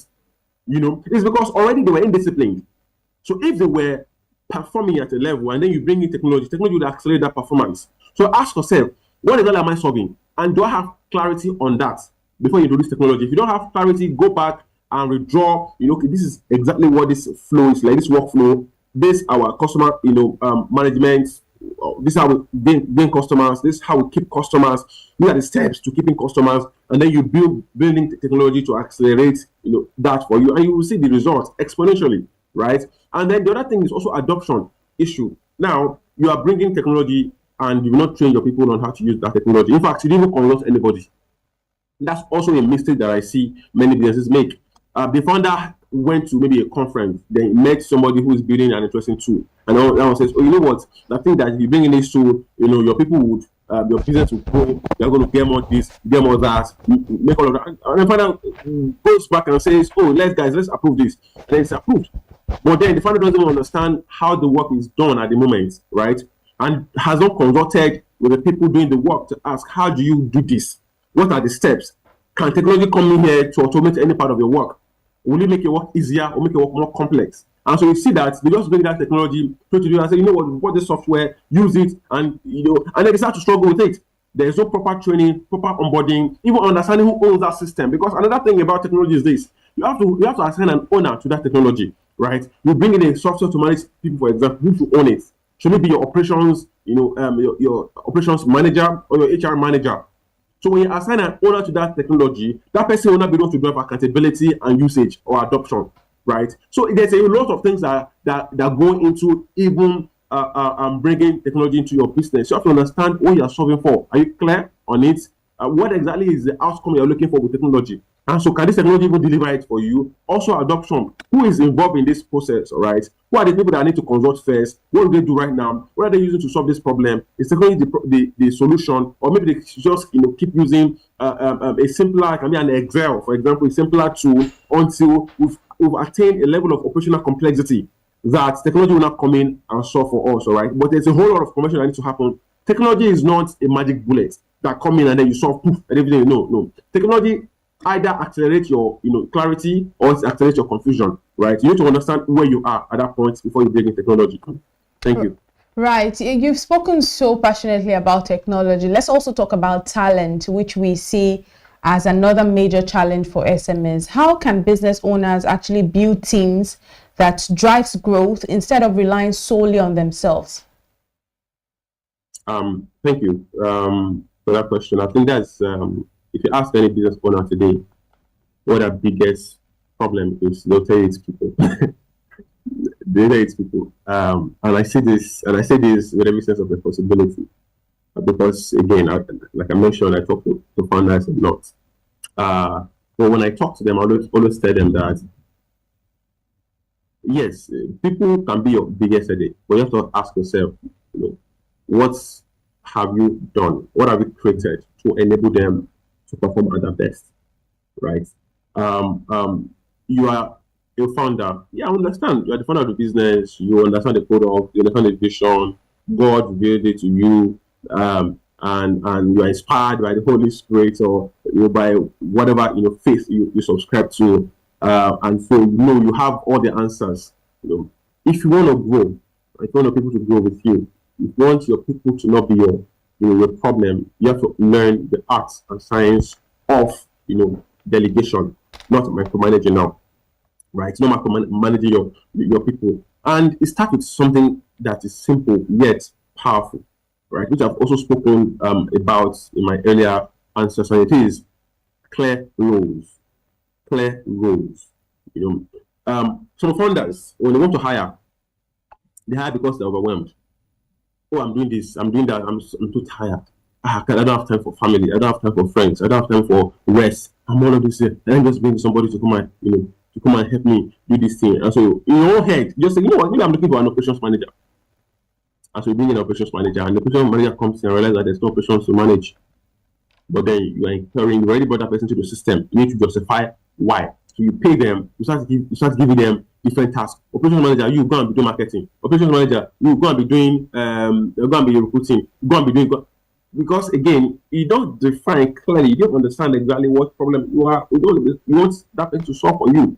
Also, like I said earlier, as a founder, thinking of talents, thinking of hiring, sometimes you feel like the reason why you don't have access to good talent is because, there are bigger organizations, you cannot pay them. I promise you that there are so many people, and in fact, the vast majority of people actually want a job that allows them to grow, a job that helps them fulfill whatever vision that they have for themselves. And sometimes finance is secondary. However, as a business, to make yourself attractive and to not for people to not be your headache, you need to understand exactly what you want them to solve for you. What outcome are you expecting? I always tell founders that don't delegate tasks. Don't tell them to go and do something. Don't tell them go and do this, don't do that. If you tell them to go and do this, do that, they become passive. They're just waiting for you to tell them everything, right? Delegate outcomes and let them go and figure it out themselves, which means that you tell them the results you want to see. Oh, I want 100% customer experience at all times. That's an outcome. However they're going to do it, of course, you have a system documented, say this is how you, but allow them to go around with that system. Don't be intervening every time or intermeddling, to say, do this, go and tell this person, like, have you made this call? Go and call that other person. At that point, you are doing the job. You are not doing the job. You are not doing the job. So allow them, delegate outcomes, all right, and then allow them to do the work. Trust them to do the work. It's very difficult because, again, like I said earlier, you are the founder, so you are very passionate about the business. You don't want anybody to mess it up and all that. But you need to have, the mindset that for it to grow and for people to find themselves within your business, stay committed, stay dedicated, they need to first of all understand their role. Give them clear role. I mentioned that already. This is what I want you to do exactly. These are the KPIs. This is, and if these are the tools that will help you succeed. Hand it over to them. Give them responsibilities. Don't micromanage. Delegate outcomes. Let them know these. And something that I find very strange now or surprising, that even for businesses there is no what I call consequence management system, right? To even say, what, when you do this too right, this is the consistent reward for this, either punishment or either positive or negative. If you do this right, you are going to get promoted or you're going to get rewarded in this manner. If you do this wrong, you're going to get punished or sanctioned in this manner. It is clear, they can see it, and so you allow them to go and do that job, right? And so if you want to manage your people, please stop micromanaging, right? Delegate outcomes, not the task. Don't tell them what to do. Tell them, you can show them and say, this is what I'm expecting. Delegate outcomes, I'm expecting this result from you. Take this system for that, ensure this, go ahead and execute. And then weekly, monthly, you ask for a report. Sit them down, tell me how have we done this. In fact, it is a lot to discuss. We're not going to get into in other things, right? But there is a lot to say about this, about even management, KPI, lagging KPIs, and how to create a performance dashboard that will ensure that you're able to manage your people. However, just to answer your question briefly, I will say that before you start to hire people, understand what you want them to solve for you. Don't hire because you are tired, frustrated, overwhelmed, or just need someone to come in and you can send on errands. No, hire because you know what exactly you want them to achieve for your business. Once you define that, then you find the rules that will help you achieve that. Clear responsibilities, clear outcomes, and the performance, management system that you hand to them and say, what, when you do this, this is what you're going to get at the end. If you do this wrong, this is what you're going to get, right? And then let them do their job. So that's really my answer to that. There's a whole lot inside of it, but yeah, I'll just answer this briefly. Thank you. I mean, you've said a lot, and you spoke about delegation, handing them defined roles and all of that stuff. But we also see many founders confusing being busy with being productive. How are we able to tell, are business leaders able to tell whether they're actually building a scalable business or they're just doing a lot of things but not doing the right thing? Okay. Thank you. I think I answered that in part, at the beginning. But how you know that you're not just busy but productive and that you're building a scalable business is, how many customers have you gained maybe in the last quarter when you're doing your performance, your performance review for a period of time to ask yourself how are you growing in terms of customer acquisition, right? What about margin? Right, it's something for you to, and there's a whole lot in this, but in terms of margin, so many businesses confuse revenue with profits. Many business owners, so they're making a lot of revenue, but they don't know if they're profitable or not, and that's why you see a lot of businesses, they declare, oh, we make 1 billion this quarter, and then there's little money in the bank, right? There's little money. In fact, because now the money sounds huge, 1 billion. The business has to take on projects, have to take on, expenses that their margin cannot afford, right? So there's even no understanding of what their margin is in terms of when we offer this service, when we buy this product, this is how much exactly it costs us to produce and deliver this product, and this is how much we're making as profits. So if your margin is growing, basically your profits, right? If it is growing, you know that, okay, you know what, you're actually scaling, right? See, sometimes for a business that's just starting, and even at any level, right, you are making sales.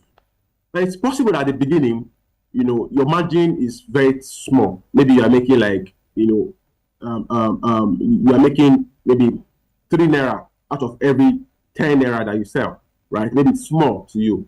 But there's also a way in terms of growth that you get to a point where you understand your business so well, you design systems, you understand how you make money, how you spend money, the suppliers, the vendors that you work with, the contractors, of those things. They start to even increase your profit, your margin. In the sense that at a point, you know that at this point, I'm no longer making 3 naira out of every 10 naira. I'm making 5 naira. I'm making 6 naira. So your cost is 4 naira. Your profit is 6 naira. There is also that you should understand as a business. So there's a lot that goes into even you are just running around making sales, but you don't even know if you are profitable. And that's why sometimes just a small incident will happen in a business. In the country, there's just a small regulatory or just a small downturn, and so many businesses are out of the market. So many businesses are failing, right? Because there's even understanding if you are profitable or not. Money is coming in every day. You are seeing the money, you are seeing the revenue, but you don't know how much exactly you are spending to gain one customer, to sell one product.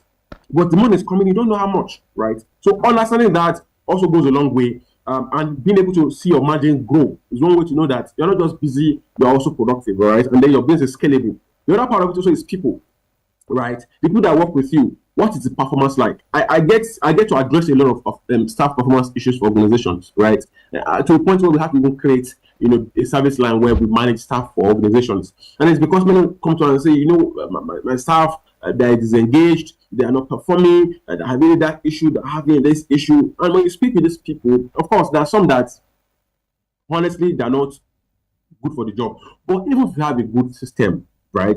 You have a good system, you should be able, your system will let you know this person that you're hiring is good for, for this seat that you're putting them in. So the right people, but bad or wrong seats. Then there's also wrong people, right seats. So your system will help you identify that. That is why so many businesses, they will hire somebody and the business will say they won't do the job. You're like, well, I'm not doing the job. Why am I even hiring this person? What am I even paying you for? After all this thing? Maybe that the person was right, but they put them in the wrong seat, right? Or they are wrong and then you put them in the right seat. So there are so many frameworks that are also designed to just help businesses, businesses, hire the right people. There's what I even call the DWC, which is get it, want it, and have the capacity for it. So that helps you even in terms of hiring people. Does this person get the vision? You know, you don't want to be in the role and you don't have the capacity to deliver. So you ask yourself all of that before you even bring somebody in, so that when the person comes in, you're not the one to do the work for them. You're not the one that is telling them, go and do that. I'll go and make that call. You are, why haven't you spoken to this customer? Why haven't you approved this this thing? Why haven't you? No, you need to also find that out. If you are the one doing the work for your people and you have staff, it means that you're just being busy, you're not productive, your business is not scalable. Because it means that at the point where you break down, at the point where you cannot do that work stops. It stops at that point, all right? So you need to have those systems in place to manage your people. And I think, I mean, there are so many other things, but again, for lack of time, I will not get to that. But please, you need to be clear on your business model. You need to have financial visibility. You need to know that, okay, we are growing in this manner. People are performing at a particular level. That's when you know that you're actually scalable, that you're growing, all right? And that, you know how to, you know how much exactly you're making, how much you're losing, right? And the profits that come with all of that, to have an understanding of that. You're not just making money, working around, getting customers, but there is no profits. You are still struggling to make payroll. You're struggling to pay rent, to pay your bills, right? For your business. So just one of those things that that you need to be aware of as a business owner. Right. You've spoken a lot, so I think I just need you to give me something that you see that occurs, a mistake that you see, just three of them. Three common mistakes you see regardless of the industries you've worked with, because you've worked across different sectors: technology, financial services, communications, and all of that. What are the three common mistakes you see happening regardless of industry? Thank you for that. I think, again, I've more or less spoken broadly to those things. Yes, right? You have actually. And yeah, so the missing that I see is, again, like I said, lack of proper system and structure to manage finance, manage people, to manage your customers, and of course to manage your operations. Right, that's one of the common mistakes that I see the business make, and also even confusing revenue. For profits, you make so much amount of money, you assume that that's money you have, whereas you are spending. In fact, you are even in debt. People don't have, so it's also another mistake, which is, again, I feel like there needs to be maybe a separate conversation to address that for businesses. And then also see, what again I call founder centralization or management centralization, in the sense that all the powers, like the manager, the founder, is the be all end all of the business. Without that manager, nothing moves. Right? There's this high, concentration of power, of authority in the founder, such that the people working are just, apologies for the language, they're just slaves, right? It's like a slave master relationship. The founder is the master, just sending out orders: do this, do that, go and be this, go and be that, go and have this, go and have that, right? There is no proper delegation of authority. Staff don't know, this is the limit of my powers as a staff. This is what I can approve. This is what I don't need to bring to management. This is what I need to bring to management. This is who I report to. This is who reports to me. This is what I'm accountable for. Sort of those things, all right? There's what they call the decision rights, where you bring in the the right metrics for those in that space, where you have to have people who are responsible for something, accountable for something, must be consulted for something, and must be informed. That helps with delegation, right? To say this person or decision, this person is responsible for this person is accountable for that, this person must be consulted on this person must be informed on that. So as a manager, you are the one that is doing everything. You are the one that is, you are the of it all. While again, for the founder, it may seem as though it's a business, so I have the right to, but one of scale. And I see that as a huge mistake, a huge blind spot that many people don't want to admit to, right? And even when you're having these conversations, like I said, I advise you of businesses, and we're having these conversations, and you try to shine a light on that part of them. But I mean, I should let my business just be like that. I should tell people to just let them to go and do this thing. No, I cannot allow them. I have to be the one to, for a phone of scale. It's a huge mistake, because the moment you fall sick, the moment you step away for a bit, the moment you are not able to do one particular thing, people are confused. There's chaos in the system, because now the person who holds together is not available for that. To hold it together at that point. So there is that as well. And then the other part of it is also in technology, and I mentioned already about adoption in technology. I've worked in places where we're just given tools. and I've advised businesses where, in fact, we have to start to tell them to scale back on the kind of tools that they use. All right, even email too, as simple as email is. You would think that some businesses will get it right, but many still cannot get it right, because now you are introducing a system to people, and then you did not even tell them how important it is. So you realize that a founder introduced, an email system for internal communication to the team. Everybody's using it. Everybody's chatting on WhatsApp. And so there's even the organizational identity that many businesses don't even have, right? So all of these things is just really about the founder even becoming a different person. The mindset of the founder changing, shifting to say, you know what, this is what I want us to become, and then you carry your people along that path, right? So there's even that part of introduce something, and there's even a clear understanding of what you want it to achieve for you. Because now, like the example that I gave of the business introducing internal email for internal communication, and the staff are still chatting on WhatsApp. It's because also the founder, loves that. The founder wants them to send messages on WhatsApp. In fact, if you send email, they're like, oh, you're trying to be too formal. What do you mean? Don't you know me? Are you not my this? I can't send message on WhatsApp. I'm faster there. All of those things. Of course, I'm not saying that you should discard WhatsApp, right? But if you're trying to create a culture, because now what email does, again, it's also a lot of things, not just for communication, it's for documentation as well. It's for organizational memory, in the sense that you can always go back and back to WhatsApp. WhatsApp can have an issue, and then you are blocked, you are locked out of the account. So all of the messages, you have no access to it. But with email, you can recall it at any point, all right? And so there's a whole lot of conversations around that, and I see a lot of businesses making mistakes, even around technology, software, all of those things. But yeah, this is just the three that I can mention for the purpose of this conversation. Thank you very much, Kehinde. My final question for you, final thoughts on a business owner who wants to transform their company from a founder-driven operation into an institution that can thrive and drive change for years. Where should they begin? Okay, thank you. First off, you need to begin from your priorities. What are your priorities as a business? What are your strategic priorities? Just be clear. Strategic priorities. What do you want to become? First off, in fact, before you even get to that one, that's like even the second stage. The first stage is to even diagnose where you are right now as a business. What are you doing right at this moment? Where you are at this stage of business. You need to have an understanding. It's not enough, to be hardworking, be busy, all of those things. Yeah, make money, you make sales, you are successful, all that, but that can only get you so far, right? You need to understand what level you have, what is the assess situation for you, right? Where are you right now? Diagnose that. Then the second one, you have to now set the your to be priorities, right? This is what I want to become.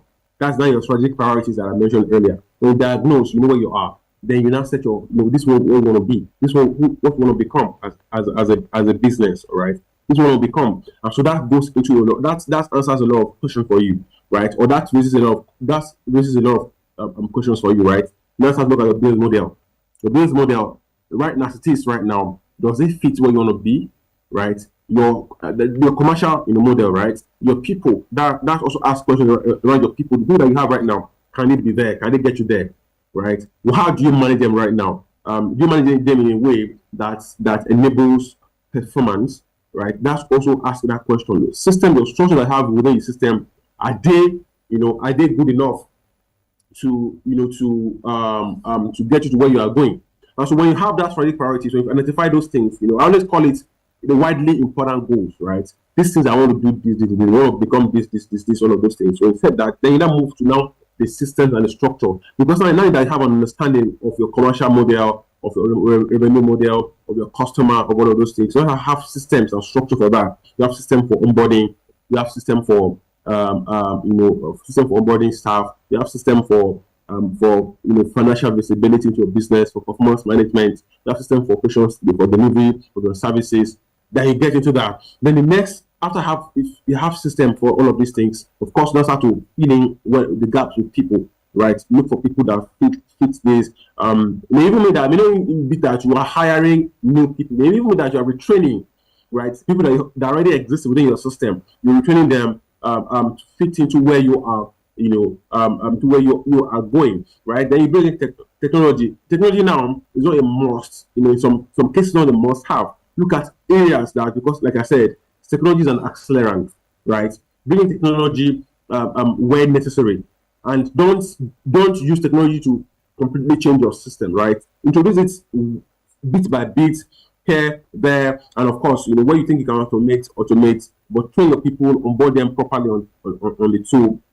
And then, of course, your management rhythm as well. Now have to ask yourself, so how do we track this outcome from a management point of view, right? How do we track this outcome? How often should we meet?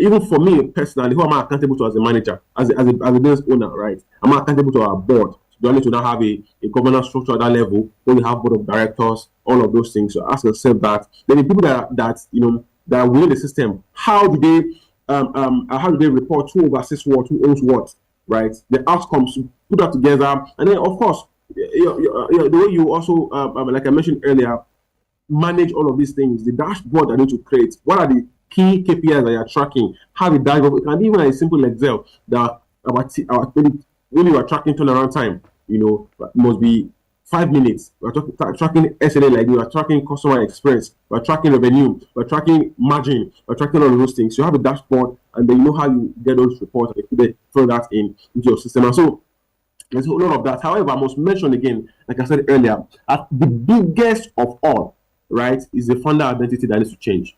The mindset that needs to shift. That's the biggest of all, right?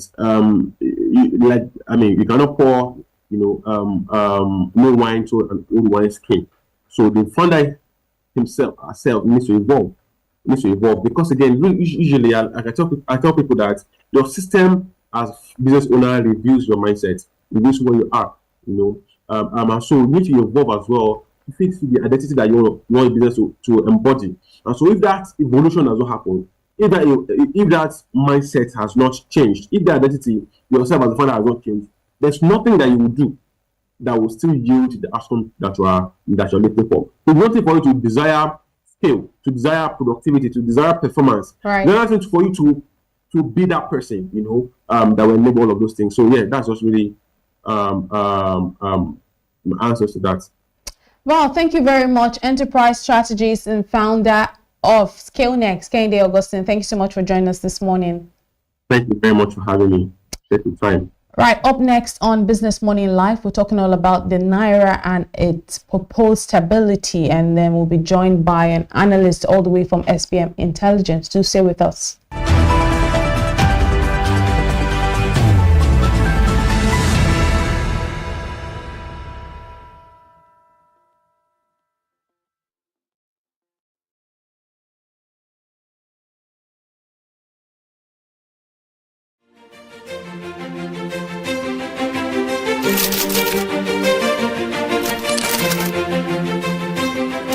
I am, of course, a great admirer of the impeccable credibility, professionalism, and business savviness of BusinessDay. If you really mean business in Nigeria, start your day with BusinessDay.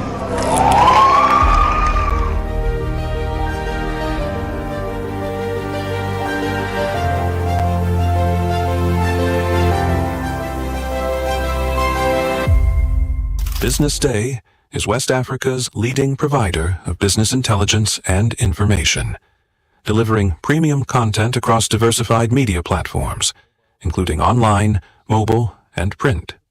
Since its inception in 2001 with a weekly newspaper production, BusinessDay has expanded its reach to provide exclusive content accessible through print, mobile, and online channels. At BusinessDay, our mission is clear: to be the foremost provider of business and financial content, empowering readers to make informed decisions in Nigeria and Africa.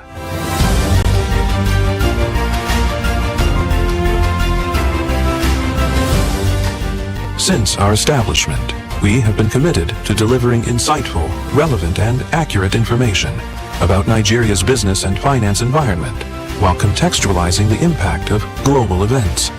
We monitor the stock market, analyze the companies driving it, and report on government policies and their economic implications. From decoding market trends to dissecting economic shifts, we offer actionable investment ideas and serve as a compass for decision makers navigating complexity. Beyond headlines, Business Day fosters discussions on critical economic issues through impactful conferences and events. These platforms bring industry leaders together to share narratives that drive innovation and spark meaningful dialogues. Our events galvanize connections, bridging the gap between inspiration and achievement. For businesses seeking visibility, our strong digital presence offers unparalleled opportunities, with millions of followers across social media and a dynamic website attracting visitors from within and outside Nigeria. Business Day is the ideal platform to boost visibility for your products and services.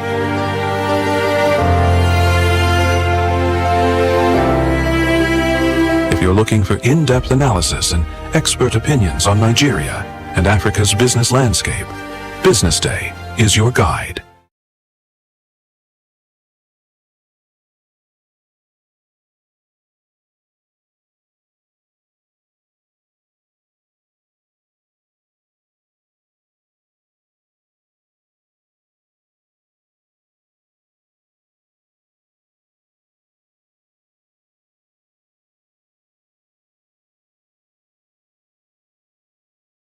For 25 years, Business Day has delivered credible journalism, intelligent analysis, and decision-shaping insights to Nigeria and Africa's business community. Introducing Africa's first AI-integrated website, enhanced with powerful new capabilities. At the heart of the new platform is the AI-enabled chatbot, built to help you navigate stories faster, ask questions, get summaries, and access deeper context instantly. Text-to-speech functionality, allowing you to listen to articles on the go. The Murtala Muhammad International Airport, Lagos, has recorded an 11.8% growth in air traffic. Whether you're commuting, driving, or multitasking, Business Day now moves with you. And with our new language translation feature, our journalism becomes even more accessible. You can select your preferred language, thereby expanding reach across diverse audiences in Nigeria, Africa, and beyond. This innovation reinforces our commitment to being not just a news platform, but also a smart, accessible, and future-ready business intelligence hub. As we celebrate 25 years of impact, we step confidently into the future, powered by technology, driven by credibility, and focused on you. Visit the new Business Day website today and experience the future of news. Global oil prices fell sharply after US President Donald Trump paused plan for a military strike on Iran and signaled a return to diplomatic talks, easing concerns over potential supply disruption through the Strait of Hormuz. Brent crude dropped about 7%, while Nigerian crude also declined after previously trading above $85 per barrel. The drop in oil prices comes as fears of supply shortage ease, following reports that the US and Iran are set to resume negotiation. A reopening of the Strait of Hormuz could improve global crude supply and reduce pressure on international oil markets. For Nigeria, lower crude prices present a mixed picture. While oil remains the country's biggest source of government revenue and foreign exchange earnings, meaning lower prices could reduce public revenue and put pressure on foreign exchange reserve, consumers may benefit. Cheaper crude could lower refinery costs for the Dangote refinery and reduce landing costs for fuel importers, potentially leading to lower petroleum prices, reduced transport costs, and easing inflationary pressures. Analysts say if diplomatic efforts continue and global supplies improves, oil markets could shift from fear of shortage to concerns over oversupply, especially as production increases from non-OPEC countries and OPEC Plus gradually unwinds production cuts. As global markets continue to monitor developments between the United States and Iran, investors and policymakers alike will be watching closely to see whether easing geopolitical tension translates into sustained lower oil prices and relief consumers, while Nigeria balances the impact of weaker crude oil revenues against the potential benefits of low fuel costs. Looking for fast and reliable answers to your business and economic questions? Meet SIA, Business Day's Strategic Intelligence Assistant, Nigeria's first AI-powered news chatbot. Simply visit businessday.ng, click the SIA chat icon, and ask your question in plain language. Whether it's inflation, market trends, company insights, government policies, or personal finance, SIA delivers instant answers powered by Business Day's trusted journalism. Smarter insights, faster decisions. Visit businessday.ng today and discover the future of business intelligence with SIA. Nigeria, a land of boundless energy, driven by the pulse of over 200 million dreams. At the heart of this momentum stands a giant, Seplat Energy, an indigenous powerhouse accounting for a vital share of Nigeria's oil and gas output, propelled by the historic acquisition milestone with the acquisition of ExxonMobil's onshore and shallow water assets, significantly expanding its production capacity and marking its entry into offshore operations. We are the engine of prosperity, Nigeria's leading domestic gas supplier with a total gas production output of 2.7 billion cubic feet and the landmark Ano gas project delivering first gas. We have elevated our total processed gas output to 855 million standard cubic feet per day onshore. Indeed, we have brought domestic gas utilization to new heights, powering industries and securing energy for millions. But we are not just growing production, we're growing responsibly. By ending routine flares, we are decarbonizing our operations today to protect the Nigeria of tomorrow. Our reach is expanding. From offshore gas distribution to the growth of CNG for transport and industry, we are deepening our presence across the entire value chain. Our impact reaches the grassroots. Through innovative mini-grid projects, we are bringing clean, reliable energy to local communities, fueling economic empowerment where it's needed most. We are more than an energy company. We are a partner in progress, a leader in the energy transition, a giant rooted in Nigeria for Nigeria. Seplat Energy, leading Nigeria's energy transition, powering the future.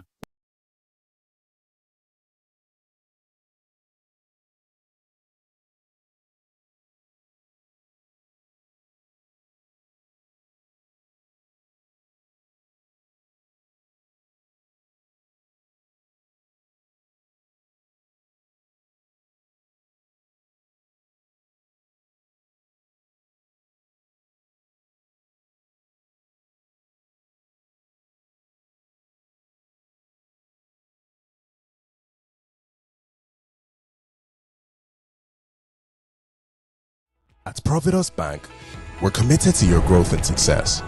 You're never alone on the journey. Our personalized relationship banking is how we do things together.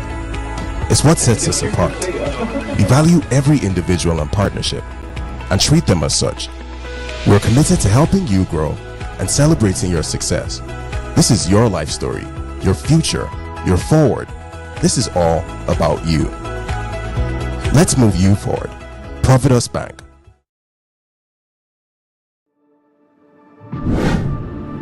Every legacy has a beginning. Ours evolved, built on trust and carried forward as a second-generation family legacy.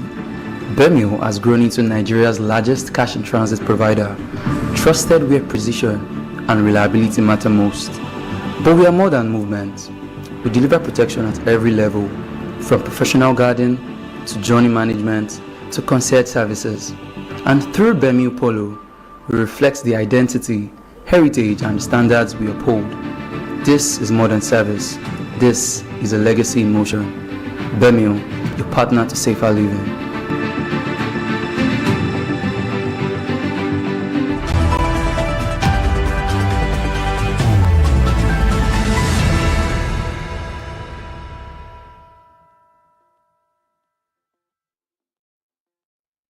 You're still watching Business Morning Live right here on Business Day Television. My name is Elizabeth Musa.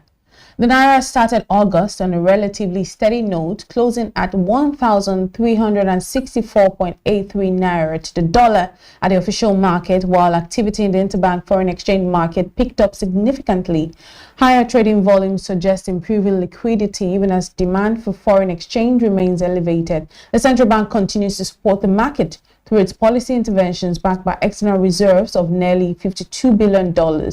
But with seasonal demand from summer travel, school fees, and import expected to rise, questions remain about how long this period of stability can be sustained. Well, to unpack what is driving the market and what businesses should expect in the months ahead, we're joined by David Olujimi, a senior analyst at SBM Intelligence. Welcome to Business Morning, David.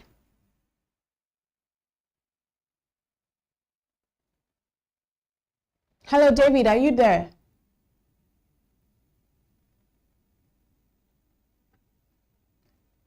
Hello, David? Right, we'll have to take a quick break and be right back. We seem to be having some technological challenges with David's connection. Do stay with us, we'll be right back.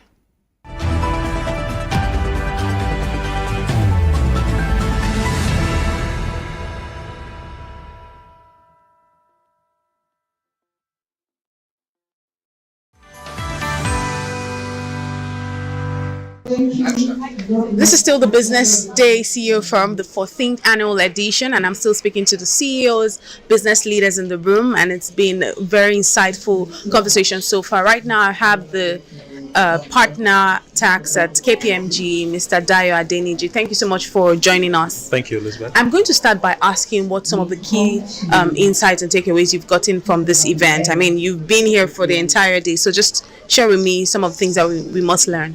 Well, some of the key insights for me have been around ensuring that we have shared prosperity. There needs to be growth. We have to grow. There are a lot of reforms that, we've been going through a lot of reforms in the country, and those reforms are with a view to ensuring that we have a bigger economy, which will then ensure that we have shared prosperity. But that cannot happen unless we're a productive economy. For us to have a productive economy, a lot of things must happen, and those are some of the things that we've been discussing around things around logistics, energy issues. There was a session on energy. The session that I also moderated, there was talks around energy and some of the issues with infrastructure. So for me, it's that the goals that have been set out to be achieved can be achieved, but a lot needs to happen. My final question, because we have to hit the home run. My final question will be: if you were to come back here in 2027, what's one thing that you hope would have changed, in the 12 months? Well, for me, I hope that we would have more stable energy. For a lot of companies that are involved in manufacturing and production, energy is one of the main issues that they face. In fact, the MD of NASCON did mention that the cost of energy takes a huge chunk of their cost of production. So if there's a way, hopefully, if that can be moderated or if that can be managed, I think that would be huge. I think the other thing also is around the currency. I know there's a lot of stability with currency, but if the currency achieves a bit more value, perhaps some of the things that we import, which enables us to produce, will be a bit cheaper. So I think for me, those are the two main things that I would look out for. Fantastic. Thank you so much for stopping by. Thank you. Enjoy the rest of your day. Thank you.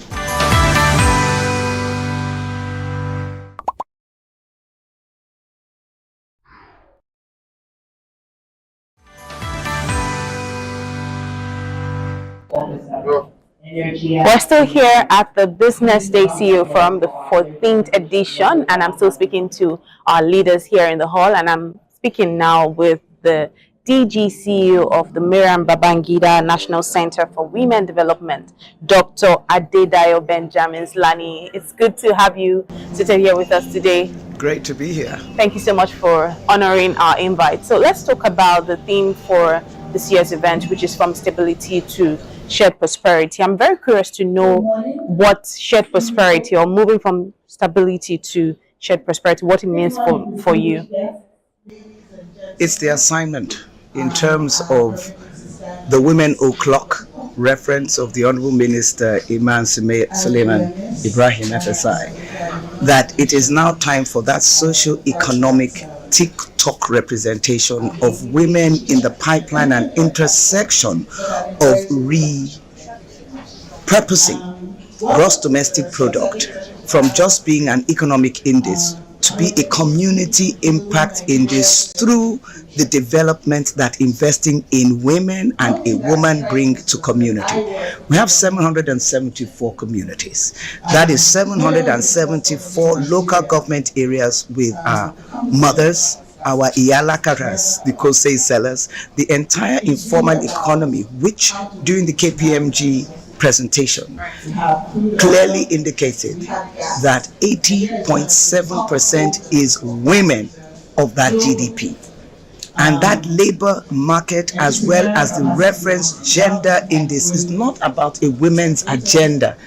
It is about shared prosperity. For me, the excitement as the DG CEO for the Mariam Babangida National Center for Women's and National Development is about centering women.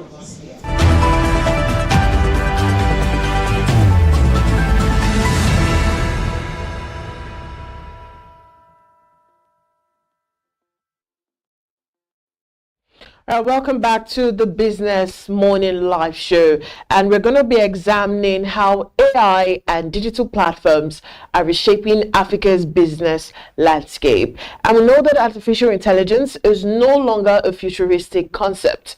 It is rapidly becoming a competitive advantage for businesses across industries. From financial services to the creative economy, companies are embracing AI and digital platforms to improve efficiency, to drive innovation, and unlock new revenue streams. But as adoption accelerates, questions remain about readiness, regulation, talent, and how African businesses can ensure they are not left behind. And joining us on this conversation this morning is Samuel Ngadi, is the co-founder and AI platform strategist, Transact AI. Good morning, Samuel. It's good to have you on the Business Morning Live. Good morning. Thanks for having me. It's a pleasure to be here. All right, thank you for joining us. Now, like I said, AI adoption has accelerated globally. So where does Africa currently stand, and are businesses moving fast enough with, the rate at which AI is moving? Yeah, I mean, African businesses are moving. I guess fast enough is relative, because I would say that the adoption is still very much uneven. We have pockets of excellence. So we have people that are we're seeing businesses that are doing some really amazing things, especially when you talk about fintech, in the fintech space, right, where Nigeria dominates quite largely. And we've also got Kenya doing amazing things. We've seen a lot of use case implementations in fintech space. But this is not really at scale, especially when you compare to maybe the rest of the world, the Europes, the Americas, and even the Asias as well. So it's not yet at that scale yet. And I think something that's equally important is that we have the SMEs, the small, medium businesses are still lacking a lot of the basic resources to fully exploit AI technology. But I think it's not all doom and gloom. I mean, we've got the talent is really strong. We've got expertise on continents. We've got mobile behavior has pretty much driven the growth of technology products, right? Mobile apps and just mobile power technology has pretty much taken up in Africa. But yeah, while these are positives, other negatives include access to the infrastructure and the data systems required to really build out AI capability at scale. So yes, the appetite is there in Africa, the appetite is there on the continent, but we need to build the runway, and we're moving, like I said earlier, but we need to build the runway properly before we can really take off and to the scale that we're seeing in the rest of the developed world. From your bio here, you've had to lead Gen AI adoption in major global firms. Speak to us about the biggest misconceptions that business leaders have about implementing AI. Yeah, interestingly, you mentioned it right at the beginning of your the point, your introduction, where you talked about competitive advantage. And yes, AI does offer competitive advantage, but that can also be a big misconception that I've seen, because the competitive advantage is not really who has access to AI. That's not really the competitive advantage anymore. It's more about the proprietary intelligence that powers the AI systems, right? It's more about what exists within the organization, the customer base that the AI relies on to support, the ecosystem control points that are driving the functionality of the AI system. I think that's one big misconception. But there's also other misconceptions. I've seen companies that treat AI implementation as just a technology project, when really they should be looking at it as a business transformation.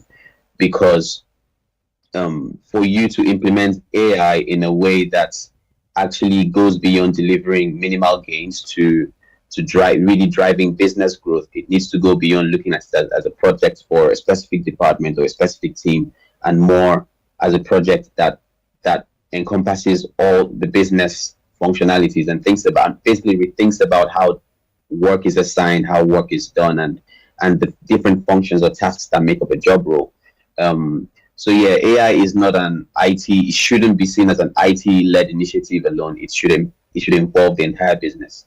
And yeah, I think that's one that's come up a few times in a couple of conversations I've had, is that AI is here to take away jobs. And it's a conversation when I've spoken with actual users on the desk that use these AI solutions. They get the sense at the start of the conversation that, oh, this is out to take my job. But further down the line, they realize that that's actually not the case, right? Let's look at it the right way. Let's talk about task bundling. Let's talk about AI augmentation rather than job losses. All right, let's talk about the practical tools, AI tools that some of this or many SMEs can actually use, can actually start using in their business, because most of these SMEs believe that AI is very expensive and it's only for large corporation. So help us with the practical tools that the small businesses can start using today.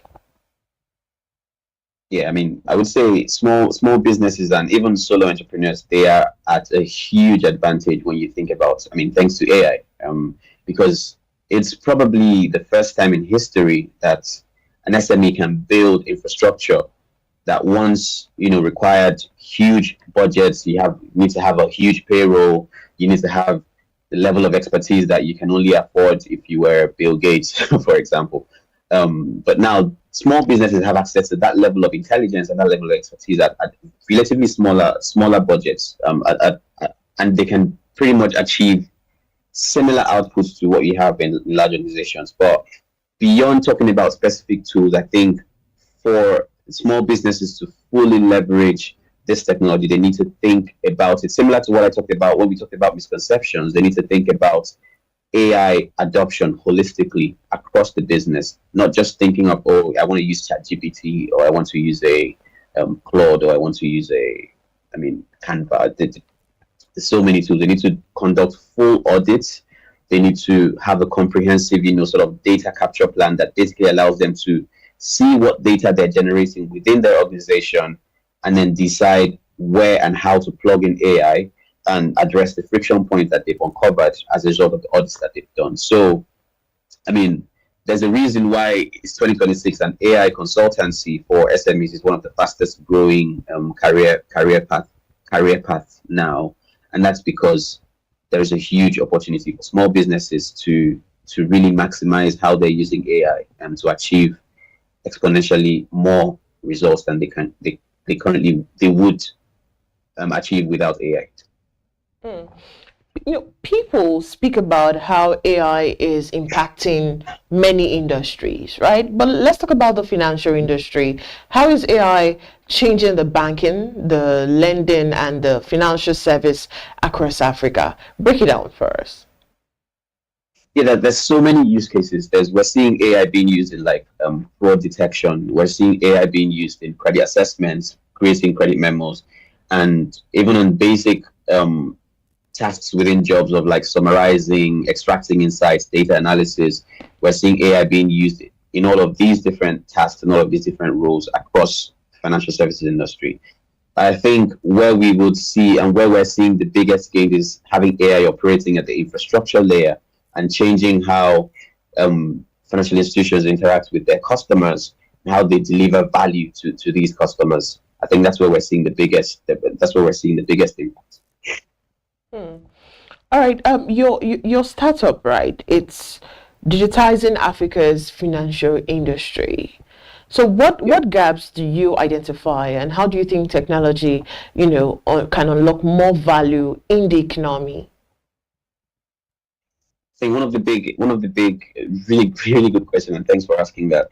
One of the big opportunities with AI, which AI has made possible, is personalization, and we're seeing over the last couple of months really the rise of conversational banking technology. But one of the challenges that we're having with financial institutions, which is what we're here to address, is helping to build out the conversational banking technology much quicker, in a way that is, even though it's non-differentiating, but in a way that achieves maximum results for them. And so what we've done is we've built a white label natural language processing engine that plugs into any brand, that allows banks to own the system and sit within their environment, within their infrastructure, and deploy conversational technology in a matter of weeks, as opposed to some technology that will take weeks and months and even years to implement. They can now employ this in a matter of weeks. They don't need any app rebuilds. They don't need to change their branding. They don't need to incur huge costs. And again, this scales what we're aiming to achieve with our platform is to scale financial inclusion. We're aiming to drive more transactions. We're aiming to help unlock the dormant accounts that we're seeing in the banking sector to date, and lots more in this space. So AI has become more integrated into the workplace, especially the workplace. So do you think employees like myself, should be worried about job losses, or do you think I should just reskill? What do you think about that?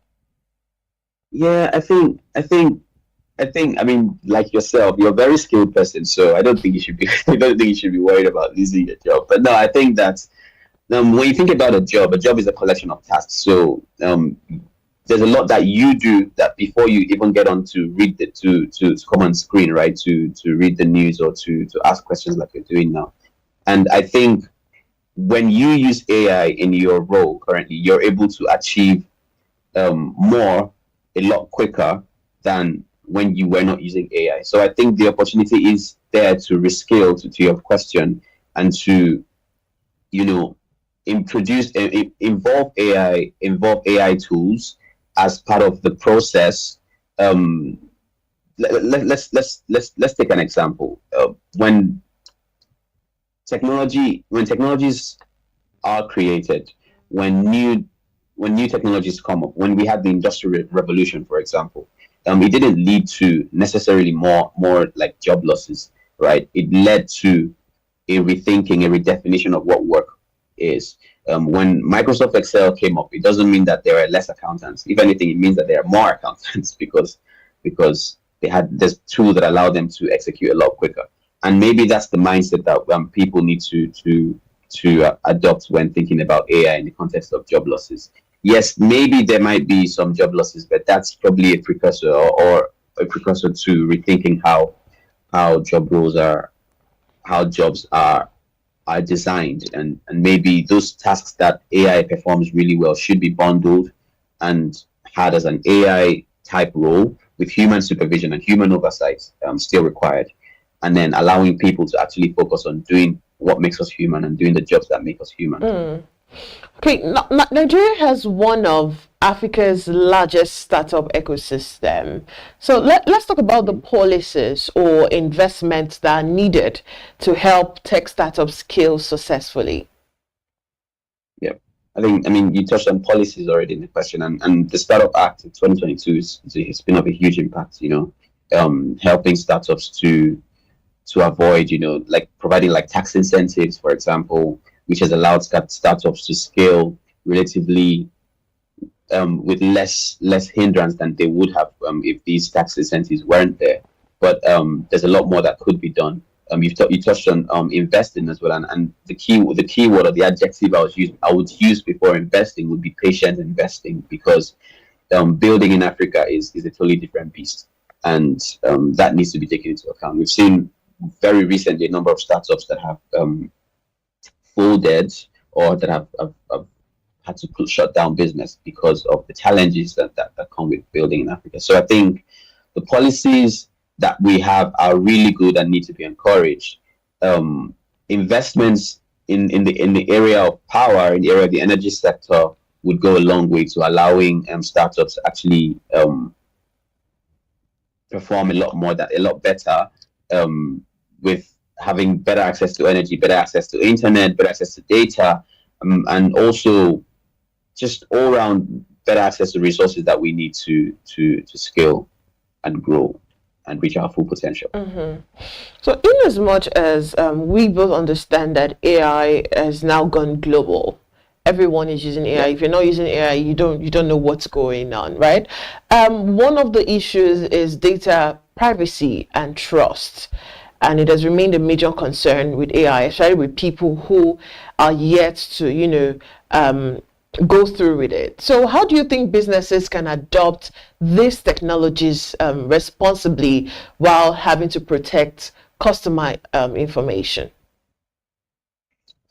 I think what I've done for the last maybe 10 to 13 years of my career has been driving adoption of technology tools. So this one, it hits straight to home. For adoption of technologies generally, but also specifically with AI, trust is the real currency. It's the real thing that moves the needle for adoption. If there's no trust, if people don't trust the technology, if people don't trust the companies or the businesses that are delivering the technology, then basically we've lost it, and they're going to lose customers for good. And so for businesses to really adopt technologies, not just AI, but also AI responsibly, privacy needs to be built into the systems. Data privacy needs to be built into the systems that they deliver, not just as an afterthought. They need to be built in by design, even before the first line of code is written, even before the first customer is acquired. There needs to be privacy built into these systems. How would data be managed? And we have, for example, today, if you wanted to set up an account on some of the fintech platforms and payment platforms, they want to see your privacy policy. But also we have the NDPR, which is a really good initiative. But I think, speaking on the NDPR as well, which is Nigeria Data Privacy Regulation, it's a really good initiative. But I think on the enforcement side of things, and basically creating literacy around what the regulation entails, there's a lot of work that still needs to be done. And also I think there's a recent central bank mandate around storage of warehousing of data by financial institutions locally, and this is also a step in the right direction because it allows better control of data, how data is being used, and ensuring that it's being used in line with what the law dictates. So basically, to respond to your question, is data privacy and responsible use of AI and customer data should be the foundation for business that makes the business more sustainable, as opposed to be the thing that limits businesses from doing their business well. And businesses need to really take this into account when they're building their systems and designing from the get-go. Yeah, let's talk customer experience now. How do you think AI can help African businesses improve customer experience and make better strategic decisions? Well, personalization is the big one for customers, because suddenly you can personalize at scale, if that makes sense. So if that essentially personalization is the big one with customer relationships. We have chatbots, but also agentic AI that can be built to respond to a specific user in exactly the way. For example, the language personalization is a big one that's that's really gaining traction, especially in our part of the world, because it can help to drive, for example, with fintech, financial inclusion. If you're addressing a customer for a bank in Yoruba or Pidgin or English, that goes a long way to helping improve customer experience. Predictive analytics is also a good one. So, for example, on our Transact platform, you could go and say, how much have I spent in the last 6 months, and you get a clear breakdown of your spending patterns, basically the cost structures that have driven your expenses over the horizon that you've looked at. That's an old use case that's also being well refined and improved by AI today. So I mean, what AI does really well is turning data into strategy. And from a customer experience perspective, having the right data and having AI sit on that data and turn that into customer engagement strategy is huge in terms of the incremental improvements it can deliver to customers. So one of the things I like about, AI conversations, business conversations, is having to project. Now let's project for looking ahead the next 5 years. What emerging technologies or business trends do you believe will have the biggest impact on African businesses? Specifically African businesses, right? I mean, compared to the rest of the world, like we said, we have adopted technology, but there's still a lot of scope for growth. But I would go as far as predicting that Africa, the way we adopt this technology and other emerging technologies will be different from the rest of the world as well. Because when you think about the mobile communication, I would say we skipped landlines and we adopted mobile, right? I think that's the same thing that would happen for a lot of the legacy technologies that we have, where I predict that we will be skipping a lot of legacy technologies. For example, in banking or in financial services, we'll be skipping these technologies for more AI-driven, invisible services, if you like. So, for example, I think with the free trade, Africa free trade, continental free trade agreements, that's one emerging trend that I believe will have a lot of impact on business. But also, I can see AI agents and AI solutions playing a huge role in handling high frequency transactions, but also cross-border payment solutions, cross-border payments in general, with very little or no paperwork. I think by and large, from an African perspective, the African businesses that would go on to win in the next 5 years or in the next and beyond that would be those businesses that are building for AI native customers, as opposed to those ones that are kind of thinking about AI as an afterthought. So I would say businesses need to start thinking about AI and start building with AI if they haven't already started now. All right, thank you very much for your time, Samuel. It's really good to have you on the Business Morning Live. Thank you so much. It's been a pleasure. Thanks. All right, we'll be speaking to Samuel Ngadi. He's a co-founder and AI platform strategist, Transact AI. And of course, the Business Morning Live continues after the short break with the social listening. Just stay with us.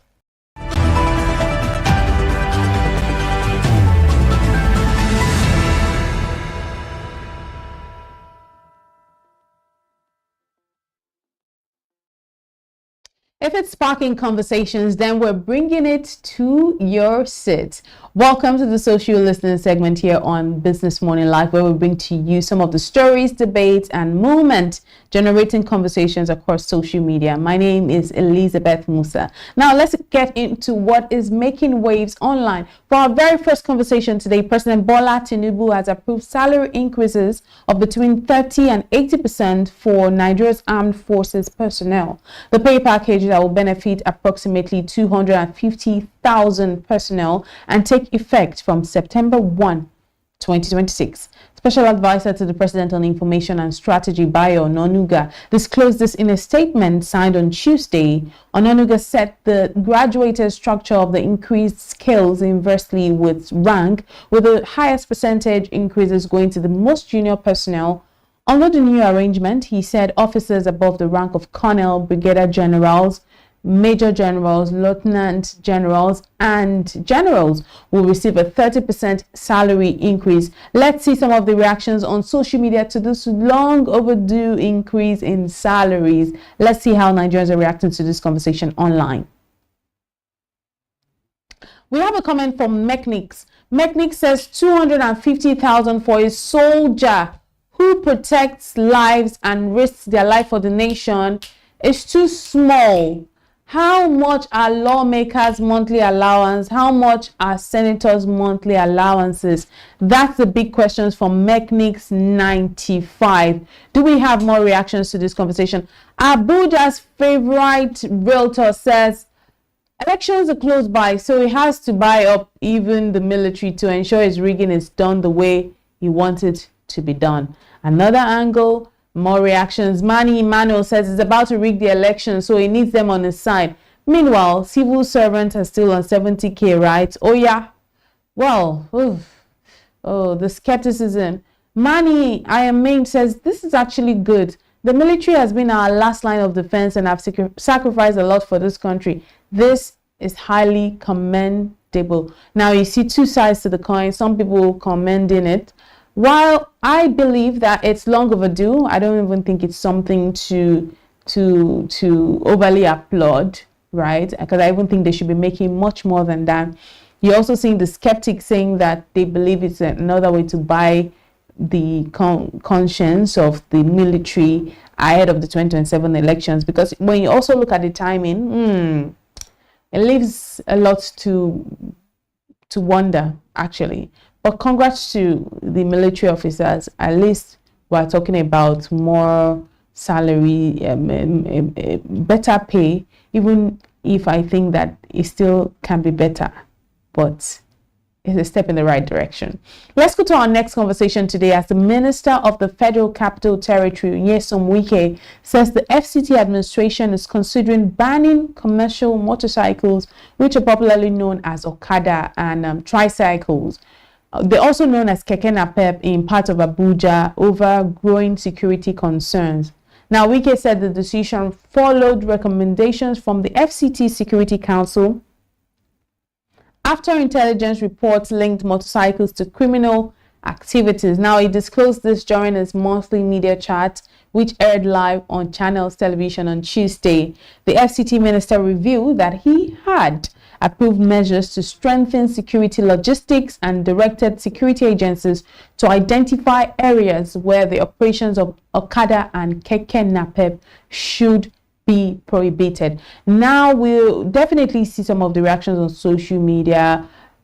Keke Napeps, which are tricycles, being prohibited. I really don't know how I feel about it, because firstly, how many Nigerians have vehicles? That's the truth. Means of transportation. Unless we're going back to the our ancestors' time when we were using camels, horses, but we don't have that. So it means that Keke Napeps, which are the tricycles, is movement for a lot of people.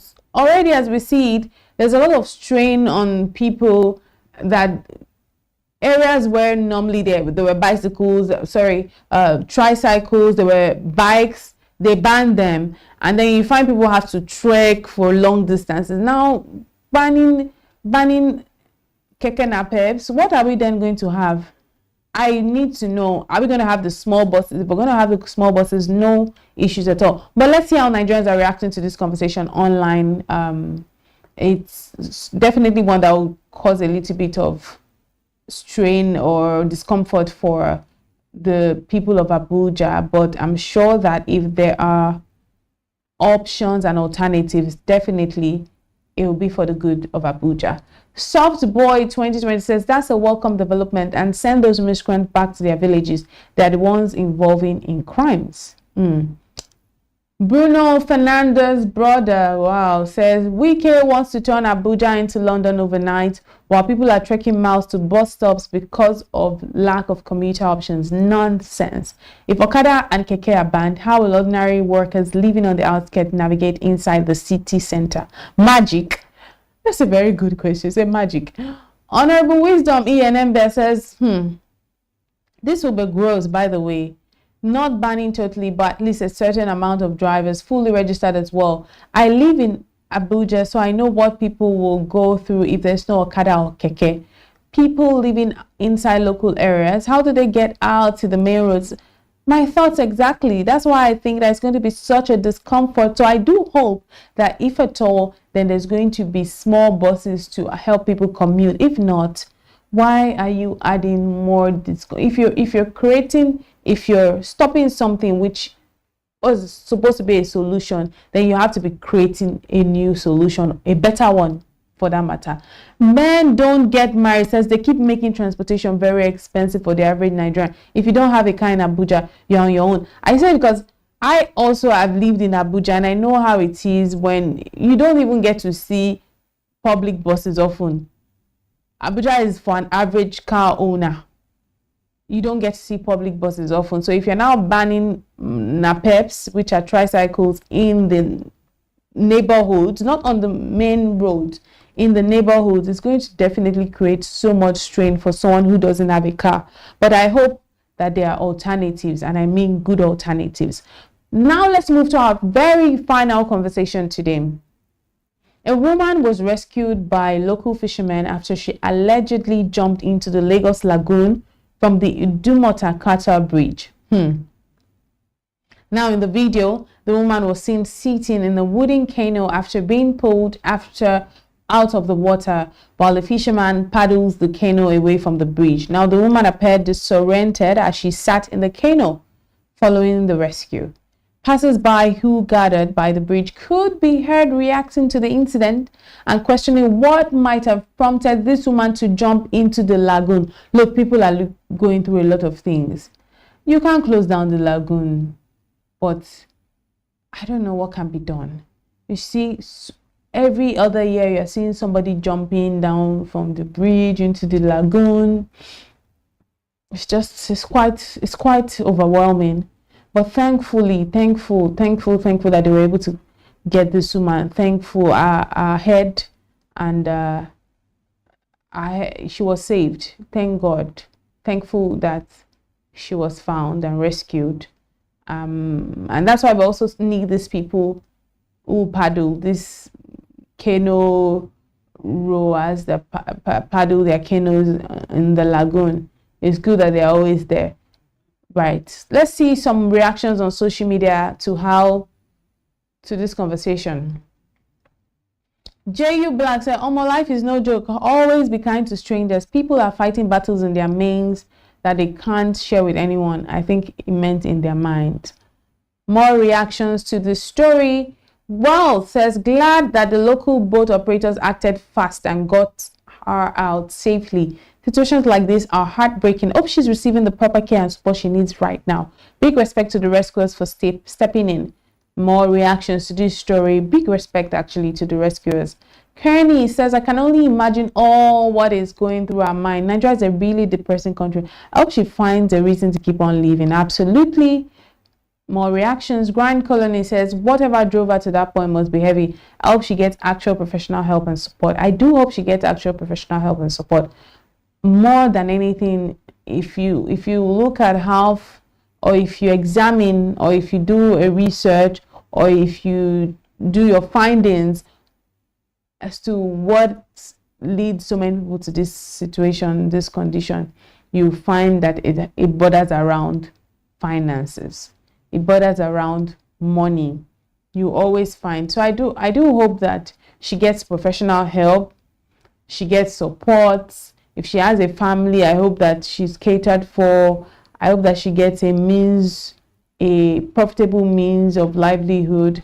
And I hope that mentally as well, I hope that she gets some support. But that's why we leave social listening this morning on our Business Morning Live show. We've talked about all of the business stories and of course, come to see what is happening socially, because that's where we also check out how the pulse of Nigeria on social media. And we've certainly seen some of the things trending, from the police increase in salary to the woman who was rescued to the NAPEP banning which is tricycle banning in Abuja. All of this and so much more. It's been such a packed show. Thank you so much for sticking with us. Until tomorrow, stay safe.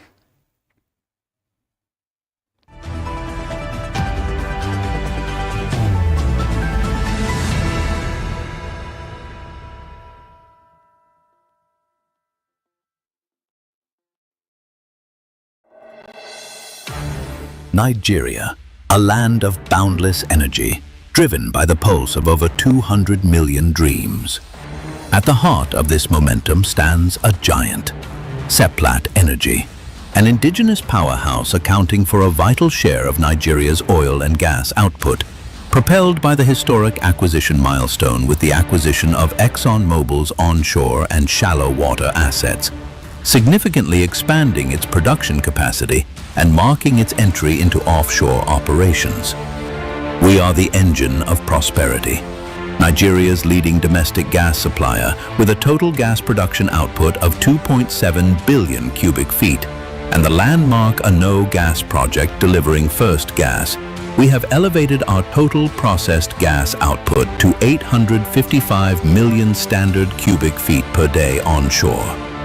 Indeed, we have brought domestic gas utilization to new heights, powering industries and securing energy for millions. But we are not just growing production, we're growing responsibly. By ending routine flares, we are decarbonizing our operations today to protect the Nigeria of tomorrow. Our reach is expanding. From offshore gas distribution to the growth of CNG for transport and industry, we are deepening our presence across the entire value chain. Our impact reaches the grassroots. Through innovative mini-grid projects, we are bringing clean, reliable energy to local communities, fueling economic empowerment where it's needed most. We are more than an energy company. We are a partner in progress, a leader in the energy transition, a giant rooted in Nigeria for Nigeria. Seplat Energy, leading Nigeria's energy transition, powering the future.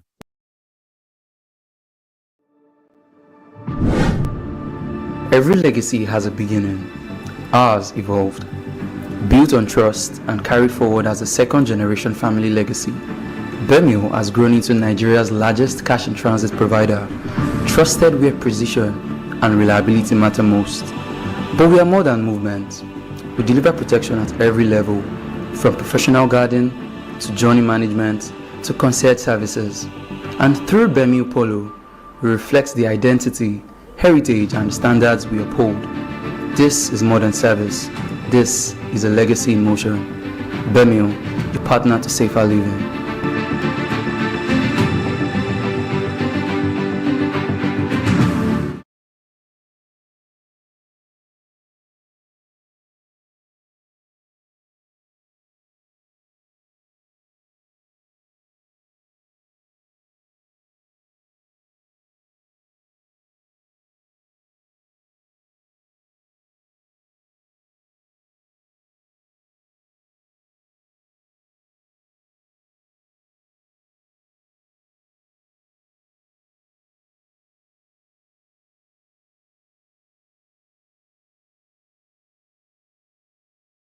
At Providus Bank, we're committed to your growth and success. You're never alone on the journey. Our personalized relationship banking is how we do things together. It's what sets us apart. We value every individual and partnership and treat them as such. We're committed to helping you grow and celebrating your success. This is your life story, your future, your forward. This is all about you. Let's move you forward. Providus Bank.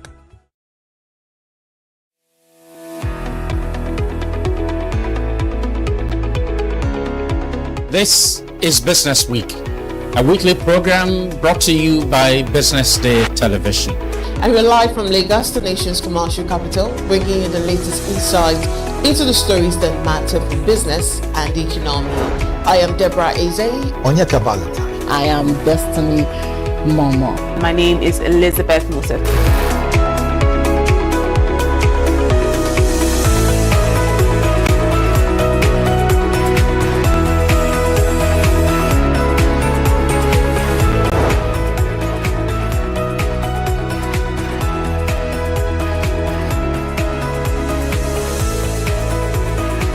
when you think of business, think no more, think Business Day. I know that Business Day television will go places. It is the next big thing that will happen to the Nigerian media sector without a shade of doubt.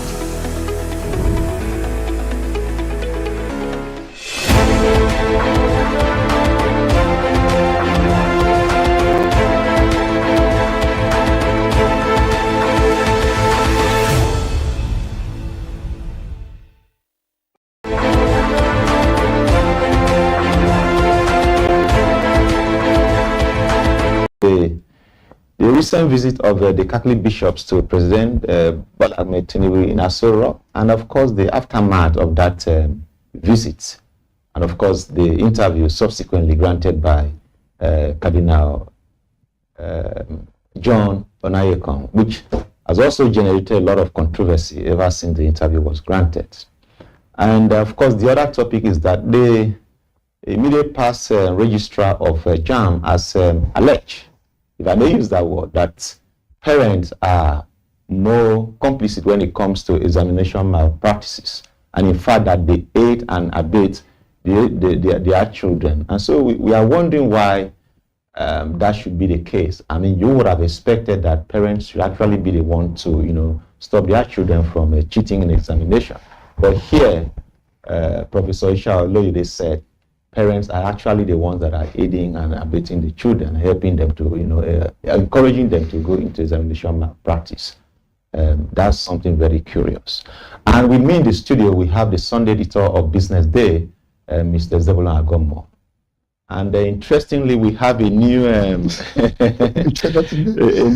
new analyst joining us for the first time today on Reflections Nigeria. We have Mr. Mohamed Akonji, who is the senior economist here at Business Day. Gentlemen, you are welcome. Thank you very much. Good morning. Good afternoon. I think I'm used to morning. Good afternoon, Mr. Bassi. Good afternoon, Editor. Interesting. Thank you very much. I'm glad to very much for joining me. Thank you very much. We won't waste time. Let's go into the discussion immediately.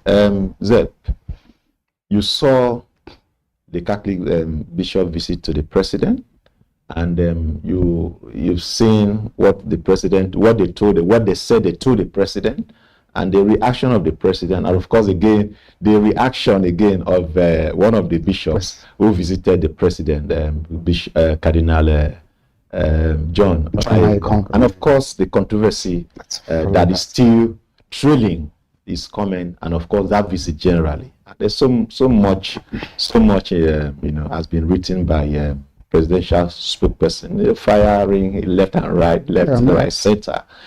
Let me ask you, how did that visit come across to you? Yeah, thank you, George. The visit was a very important decision that the bishops made at this time. The visit did not just come by accident. They must have sat down and looked at events in the country before they made that move. You know, in a country that everyone is afraid to speak to power, things continue to degenerate. If you look at the observation before the president, they told him people were increasingly getting hungry. Poverty is endemic, and that he had to do something. They acknowledge that the administration of President Bola Ahmed Tinubu has taken steps to address a lot of issues in the country and embark on reforms. But they painfully noticed that those reforms have not started kicking in to reflect on the day-to-day needs of the people. So they urge him to, while he continues to pursue the reforms, there should be some things he should be putting in place to cushion the fate of the harsh reforms.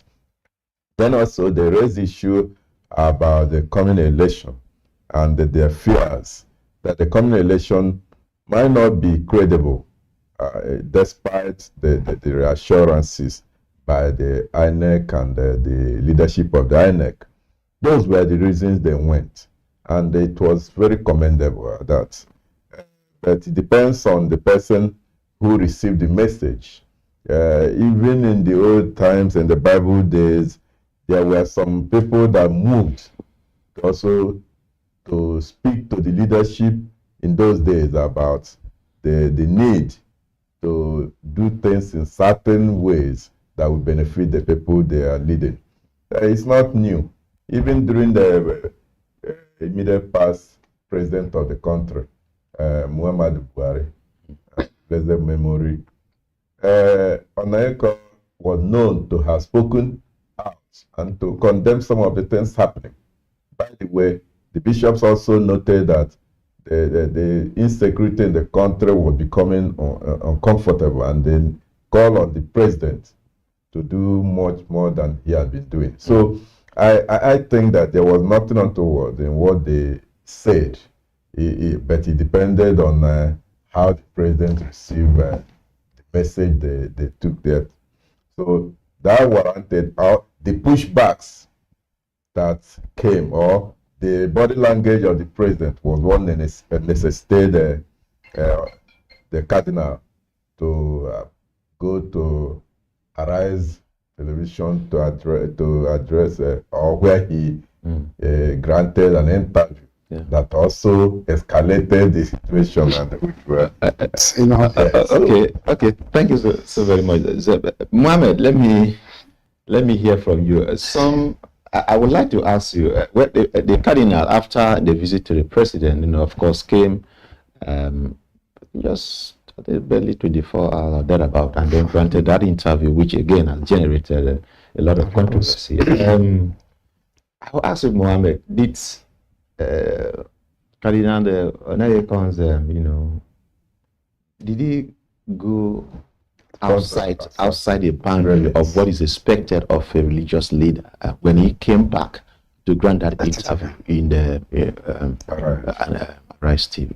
Okay. Thank you very much for having me, and I think I listened to my editor, and I will be able to join with him as well. But I think first, I think it's an overreach what Cardinal Onayekan did. This meeting have been held. The CBC and the Catholic Bishop Conference of Nigeria presented their demand, which is good. I mean, these are realities. And I think there are three things that I actually pick out, in the interview at the prime time that he had on that Friday. Because I remember very well, this actually happened on a Friday. And on that Friday, there was that report, not in the afternoon or thereabouts, we had a tidbit of what the president responded to. In fact, I was taken aback. One of them was the fact that, I just like that part where he said, this is not the first time. I mean, since I was born, people have been hungry in this nation. And I took that as I can overreach on the part of I didn't even know the context, because I know a day before then, the traditional rulers in Oyo State, I've also paid a courtesy visit to the president, if you remember, and then, so I thought, to my mind, I thought maybe it was just part of a snippet, a tidbit of what the president said, maybe responding to, because that was perhaps not even in the itinerary of event I tried to be able to follow up. So it was until the interview in the night, that night, just that particular night, 7 p.m., very prime time show, where, it blew up and we started hearing about it. And one of the things he mentioned there was the fact that, one, the CBC, the Catholic Bishop Conference members, the bishops, were actually, they spoke truth to the power, which is no doubt about that. But to not be able to see that as being exclusive, because the question you mentioned is that when they read their communique out to the president, he looked at the room and everybody there were not happy with them. Nobody was actually happy with them. That is, so it's as if the president surrounded himself with praise singers, with bootlickers. And that's exactly, I think, what they reacted to for that statement. Yeah. That, okay, so do you mean that people here, the president just surrounded himself, and then they come with some facts, in terms of what the president also be able to challenge them with and the like? Because no one here will actually, because the question, what they actually released as a tidbit is the fact that the president said, when it comes to hunger, because there was a response to hunger in the land. So it's not as if the presidency has actually seen that, we are in El Dorado already, everybody is enjoying. They acknowledge that there is actually that particular challenge. So I feel like it's an overreach for that statement that Cardinal Onayekan made. And we are all, as they will say, we are all partners in Nigeria's progress.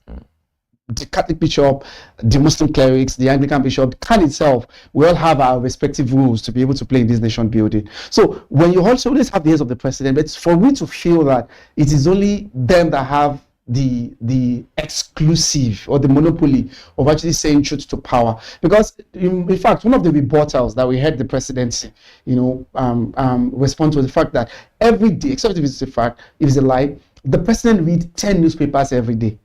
And we all know what some of the banner headlines are in terms of actually trying to be able to fire this particular government. So 10 newspapers and also listen to stories. And there was in fact a report I was talking to editor, behind the scene here about even one very notable editor that wrote something about this administration that was putting them, to be able to challenge them. So I feel like that was what I thought in terms of, the Archbishop, going, the Emeritus Cardinal going overreach in that regard. This have actually been discussed, it has been tabled. Then for you to not be able to go out again and then be able to mention this in that particular context, I saw that has been an overreach.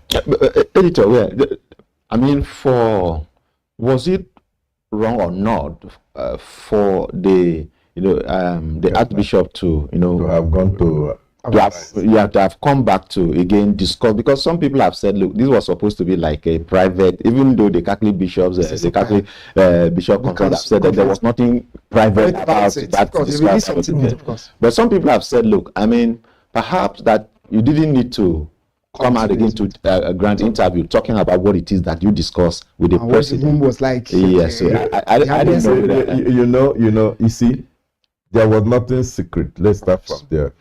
In the meeting with the president, and the media houses, after such meeting, this is not the first time after meeting with the president, media house will reach out to a party that was with the president and said, please, can you shed more light on the discussions you people had with the president? So I think it was in that light that the cardinal was invited, and again he used that opportunity also to shed light on what they discussed with the president. Some of the things that people did not see.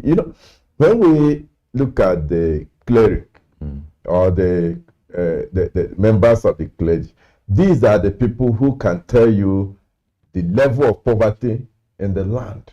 These are the people that have day-to-day interaction with Nigerians by virtue of the members of their different denominations. And we are seeing a situation where many people are no longer attending services. Tithes and offerings are diminishing in the churches. It has become very... Which is a reflection of the economy, of the state of the economy. And people are so depressed that they no longer go to even church to worship. So these are the people, when they are talking to you, they are telling you the pain they feel, that their people are going away from even serving God by virtue of the pressure they encounter every day on account of economy. So to answer your question, there was nothing wrong for him to have appeared or for him to come to arise to say, this was what we discussed with the president. This was his body language, and even the man was explicit when he said that he was not happy that at the point when the president was asked about the election, the message he passed was that we will go there. Okay. Thank you so much. Yeah, but Mohammed, there's something there's a pattern that has been established. I can comfortably say that with the Tinubu administration, since he came in, it looks as if the man is with his administration very intolerant of criticism, and every time people criticize his administration, the next thing is that there are barrage of attacks coming from his spokesperson. For instance, this is a democracy, right? Okay. Don't citizens have the right to criticize their government and then tell the government this is not good enough? We are feeling this pain, all of this thing. The level of attack that has through the statement or the interview that Cardinal granted, it's mind-boggling. Is that how it should be, really? Isn't this a democracy? Yes, it is. Yes, it is. It is, presenter, because at the same time, I just like I said, but the question I also be able to like is, what's a democracy? We always have. So you ask me, you talk to me, for example. I have also had the right to be able to respond, right? I'm not saying somebody talk to me. Sure. Somebody criticize and mention things, because one of the things that we see in this administration, and I've seen because we have the presidential spokesperson within their rank, and we have these people too, who at every point in time react, maybe to Peter Obi, to Atiku Abubakar, to any other person. In fact, and before I enter into the studio, I was just reading what Bayo Onanuga responded to Mr. Atiku over the economy, and they were trying to actually be able to exchange words. So I don't think they are intolerant in that regard, because I feel like the same way citizens have the right to be able to ask government questions, and I'll be able to bring maybe just 2 case studies to see how we've seen that it's people's critique, the criticism of the people. Of course, it is constructive anyway, and if it's trying to actually be able to make the government better, that will actually be able to turn this around. One of them was the issue about the fuel price. I remember very well in 2024 was a very case in point. When people started complaining, I mean, this government, I mean, they mentioned that what did they do? They embark on how can we ensure for the first time, okay, maybe as economists, I've never heard it. For the first time, how can we ensure that crude oil will be sold in Naira in Nigeria? It has never happened. Even standard economic in the world will tell you, nobody ever priced crude oil, for example, in local currency. Because that's what in we call like crude money is called petrodollar money. It's a petrodollar. So, but because the backlash on the part of the people here, subsidy is gone, people are feeling the pain. The price of crude oil, for example, is actually going over the roof. The president said, I mean, I remember one of them was actually talking to us, NRS chairman, what's it called, Zacchaeus. So if I went to the president to tell him it's not possible, we cannot sell crude. I said, please, we have to do this. And then and because of that complaint, that is one. The second was really about things around the taxes. I'm sure we all know the kind of the backlash, the pushback that followed the tax system.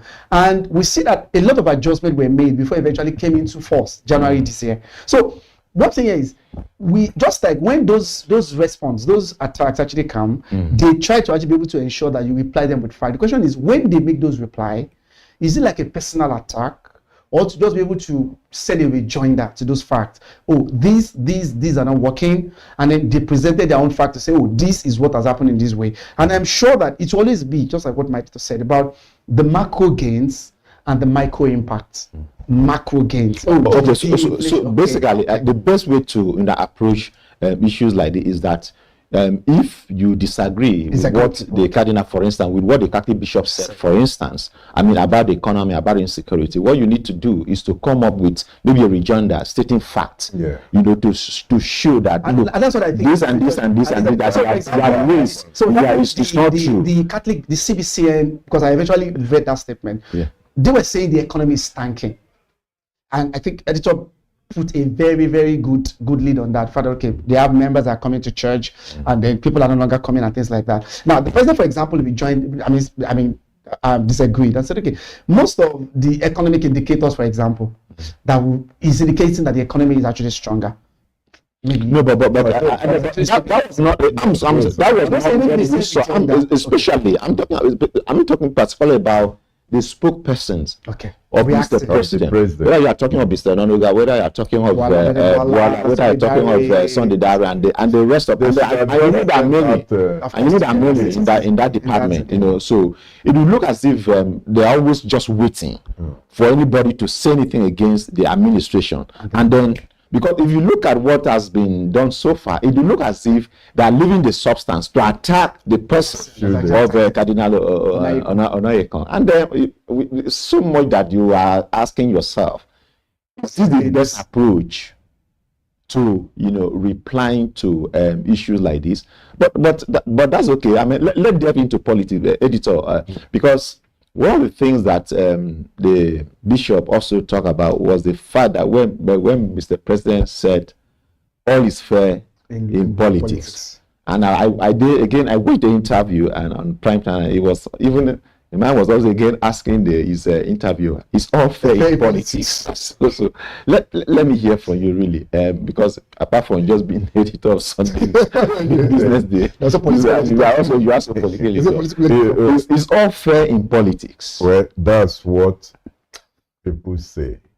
That's what people say. There is no brother in the jungle.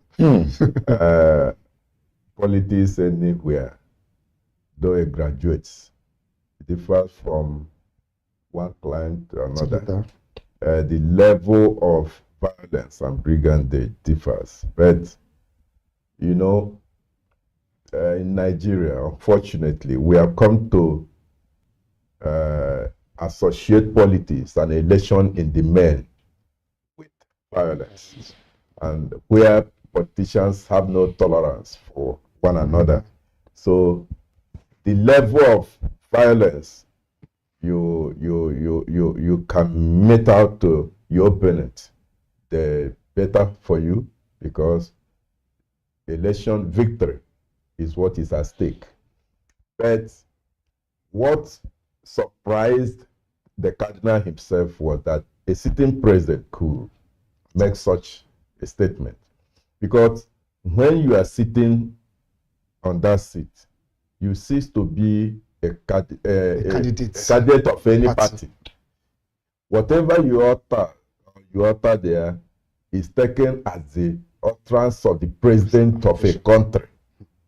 But when you now verbalize and say that election is war, and people look back at some of the elections, and even the election that brought the president on the throne, so to speak, was like a war. So you are not, what the reading will be that it means that 2027 will even be worse, going by this utterance. So that was what scared the cardinal. And it is not okay for the president to have used that word, even though he may have wanted to apply it in a different way, but he may have been misconstrued by saying that it's war. It's not war per se. This thing should be like a game. If you are defeated, you go home and try another time. So Jonathan, former President Jonathan, said that his ambition didn't worth more than the blood of any Nigerian. I should think that every politician in this country should look at this game at that with the same eye Jonathan look at it, or is even looking at it.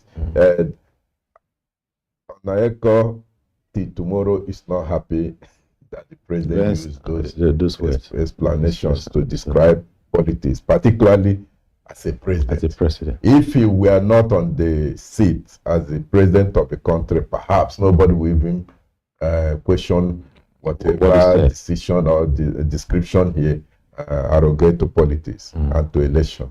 So it wasn't okay. Let's get that fact. All right. Okay, thank you. Mohammed, as we wrap up on this topic, there's something again I also noticed when in that interview by the cardinal, when he said that even if the election is free and fair, the vote of the people may not count. I think was that too much of a thing to be said by a religious leader? Okay, I think that's another thing. I think it's actually too much of a thing, because everybody's entitled to one vote. We should not forget that, even as a president. And I think I would just actually be able to agree with the editor, because that statement is all is very in politics could actually be misconstrued, and the way it has actually been, and that could actually be able to create a whole lot of misreadings and meanings being split around. But for the cardinal himself to actually be able to make, I think I heard that as well. And I think because one of the things, as much as possible, we're trying to encourage a kind of a political participation, not political apathy.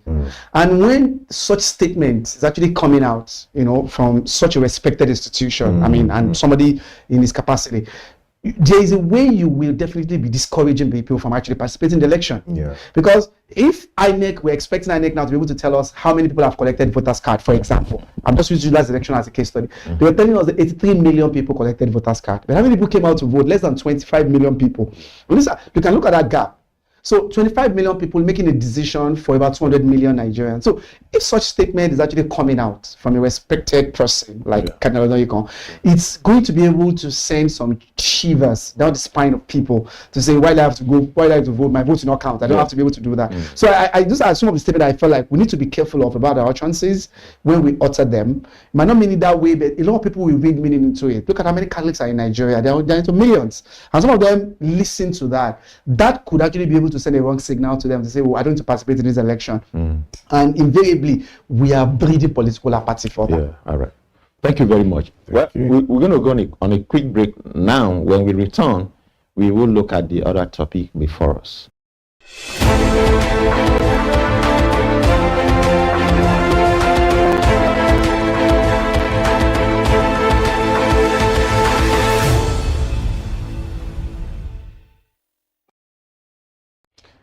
Welcome back. This is still Reflections Nigeria. In the last maybe 20 or minutes or thereabout, we've been looking at the controversy that has continued to trail the statement credited to Cardinal Narikong, and of course the visit of the Catholic bishops to Mr. President in Asoro last week. Let's now look at the other topic, gentlemen. The immediate past registrar of JAM has clearly, and let me even, I think, congratulate Professor Isha Aloye, because for me, he has done very, very well. I mean, never in history of JAM have we seen the level of, improvement. And of course, even in terms of revenue generation, that, it's massive. Yes, so I think he's done very well in the last, he's been there for 10 years. Of course, we have a new registrar, Professor Aino. But of course, Shewa Aino. And the prof has said something that, people are talking about. How is it that it is parents that are now even, organizing examination malpractices for their children? I mean, how did we get here? Let me start with you, Mohammed. Oh, yes. I mean, thank you very much, the presenter. Because I think it's a known fact now, because starting from the point where parents are following their wards to JAM centers. It's fact. It's because I remember those days when we write JAM, I've never really seen it. Maybe you can, even WAEC, if parents don't follow you. But these days and this generation, in the last 5-10 years, at least I've monitored JAM, especially since Professor Loyede, having spent that 10 years in that office, for 2 terms or for 5 years, you'll see that, in fact, it's like most of the centers now have a special place entirely for parents. I'm serious. And in fact, that generated a lot of discussion, in terms of this age thing. Because before a child or children would go to school those days, maybe we were talking about these are matured, able-bodied men that can actually be able to make decisions on themselves and not tied to their mothers or their fathers upon springs, like it used to be. So I think I will agree with the professor, the ex-registrar of JAM in that regard, because it's a fact that we've seen. I will just now use this maybe as a landing point, the JAM of this year, as a case study within my estate, just a practical example of what I've heard. And somebody was actually telling me, because I tried to be able to sample the result of like about 10 students that I took interest in myself. Now, I can tell you that only two of them scored above 200, right? Now, those that ever scored above 170, 2 of them that I know, one scored 177, another one scored 179. Their parents followed them to the exam. And after the result came out, we started seeing them calling those centers that this is not what you promised me. You promised me my child will score more than this. Really? Yes, I'm telling you. Eventually, before the result came out, I can't be able to mention. So it was then we knew what happened. There was an arrangement. Only one arrangement happens, but maybe it went south. So Professor Loyede is right. Yes, he's very right. I mean, they've pushed education to that particular level, and some of these, this usual street talk, education is a scam. Has also made parents also be able to jump on the bandwagon. Everybody felt like just whatever way that you're able to do it, let your child be able to get to school as well. So I think there is really that lacuna of that this present administration coming on board needed to do something about anyway. Zeb, so if this is true, what does it say about the Nigerian education system? You see, it's not just about the education system. It's about what has happened to us is that over the years, the erosion in the values that we held there those days may have negatively impacted the country. And now, over the years, the massive failure of governance, or those in government, the people who are in higher authority, you see that they engage in massive fraud. Every nation knows Nigeria now as a corrupt nation. Somebody said they are fantastically corrupt. Now, you see a government or you see a politician that has no certificate, was a failure in quote in other areas. By the time he becomes a councillor, a local government chairman, he becomes stupendously rich. So because of that, people started believing that cutting corners was the way to go. And the parents now begin to assist their children. Then there was this boom. Center. Miracle Center. Special Center. Parents are paying heavily now to register their children. To the point that if you have a school and you insist that my school will not be part of electoral examination malpractice, parents will withdraw their children away from your school stand. Away from your this one does not know you are not. So don't know what you are doing. If you have your child in particular school and they said, okay, this is a examination period, JAM, NECO, WAEC, and they say contribute money to sort out certain things, and you say you are not going to sort out, then parents will come and withdraw their children. So it has run deep and wide, and except there is a legislation that will say we criminalize examination fraud in this country. But it's a crime, really. I mean, there is. Who is enforcing it? It's a crime. Even the outgone JAM registrar was telling us how even the VCs we are manipulating results. Some people will score highest mark that can get them any course in the university, but their names will be struck out by the VCs. The thing has gone deep. Just like Mohammed has said, parents now following their children to exam centers. When they get there, we have heard and we read about parents going into the exam for writing exam for their children. So we have gone very far, and except something is done, I'm not sure there's a solution in the immediate. Mohammed, Zeb said that maybe we need a legislation, but there's the legislation. So it's already examination malpractice is a crime. But again, it looks as if legislation hasn't been able to solve this problem. What more? What then do we need to do? Okay, because I mean, maybe enforcement. That's first. Enforcement. Let's, they said laws are to act as deterrent, right? Yeah. Maybe when one or two people have actually been subjected. It's like something maybe those will tell you if you are caught in an exam, it's 40 years imprisonment, for example. We hear certain things. Those I'm sure they implanted those fear in you that if they catch you with Orijos, as they call them, Orijos or expos, whatever they call them, you are going 40 years imprisonment. Maybe so. I think the enforcement is because law is as good. A law is as good as enforcement. So once you enforce it, like we've seen 1 or 2%. Look at this person. When I was in school, I can't forget, and I remember that's one of the major things that made a lot of us to sit tight. The man there was a professor in Ife, then I remember, and they were telling us when he wanted to be able to when they wanted to be able to talk about him, they said because you that stole 5 naira while you was a member of SUG those days. I remember because maybe in the 70s. Yeah. And people always be able to make reference to that. That was like a stigma. It was a professor at that point in time. We're just maybe 100. And they say you want to talk to people here. You that you were caught misappropriating 5 naira. It looks so small to us there. Yeah. But I think we start with enforcement, and I think too as well is this overemphasis on governance, right? That there's always a short corner to success. There are certain lingos that we use as well. Education is a scam. Is that clear?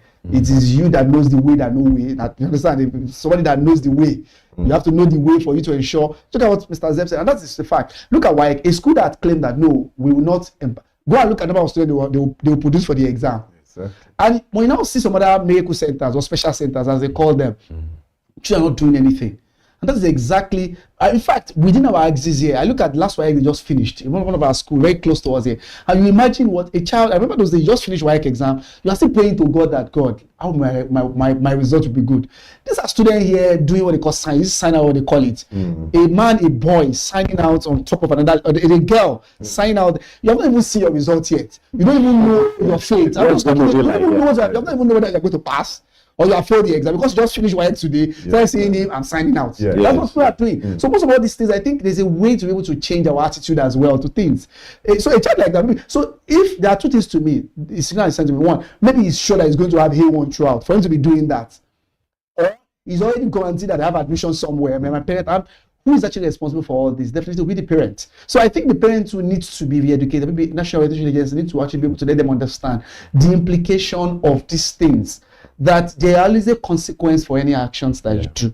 And until we are able to enforce those consequences, these will never see the not only the parents, some parents have gone to even a higher level of altering the birth age of their children. You know, they said you can't get admission until you are 16. Yes. Until you are 16. Some parents are manipulating the ages of their children in order for them to get admission into the school. So these are the parents also have a role to play. They are also a stakeholder in this. They need to actually be able to help them as well. All right, gentlemen, thank you very much. It's been a very, very interesting discussion. Well, I mean, what can we say? I think that the parent, if you can listen, if you are listening to us, I mean, we can't say it enough. I mean, you have a responsibility to make society a better place, and being able to make society a better place starts from home.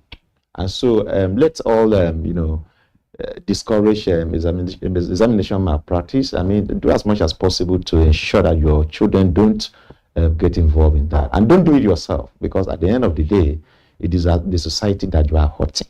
And if you hurt the society, all of us get hurt at the end of the day, because it's those children that will eventually become governors, become president, become commissioners.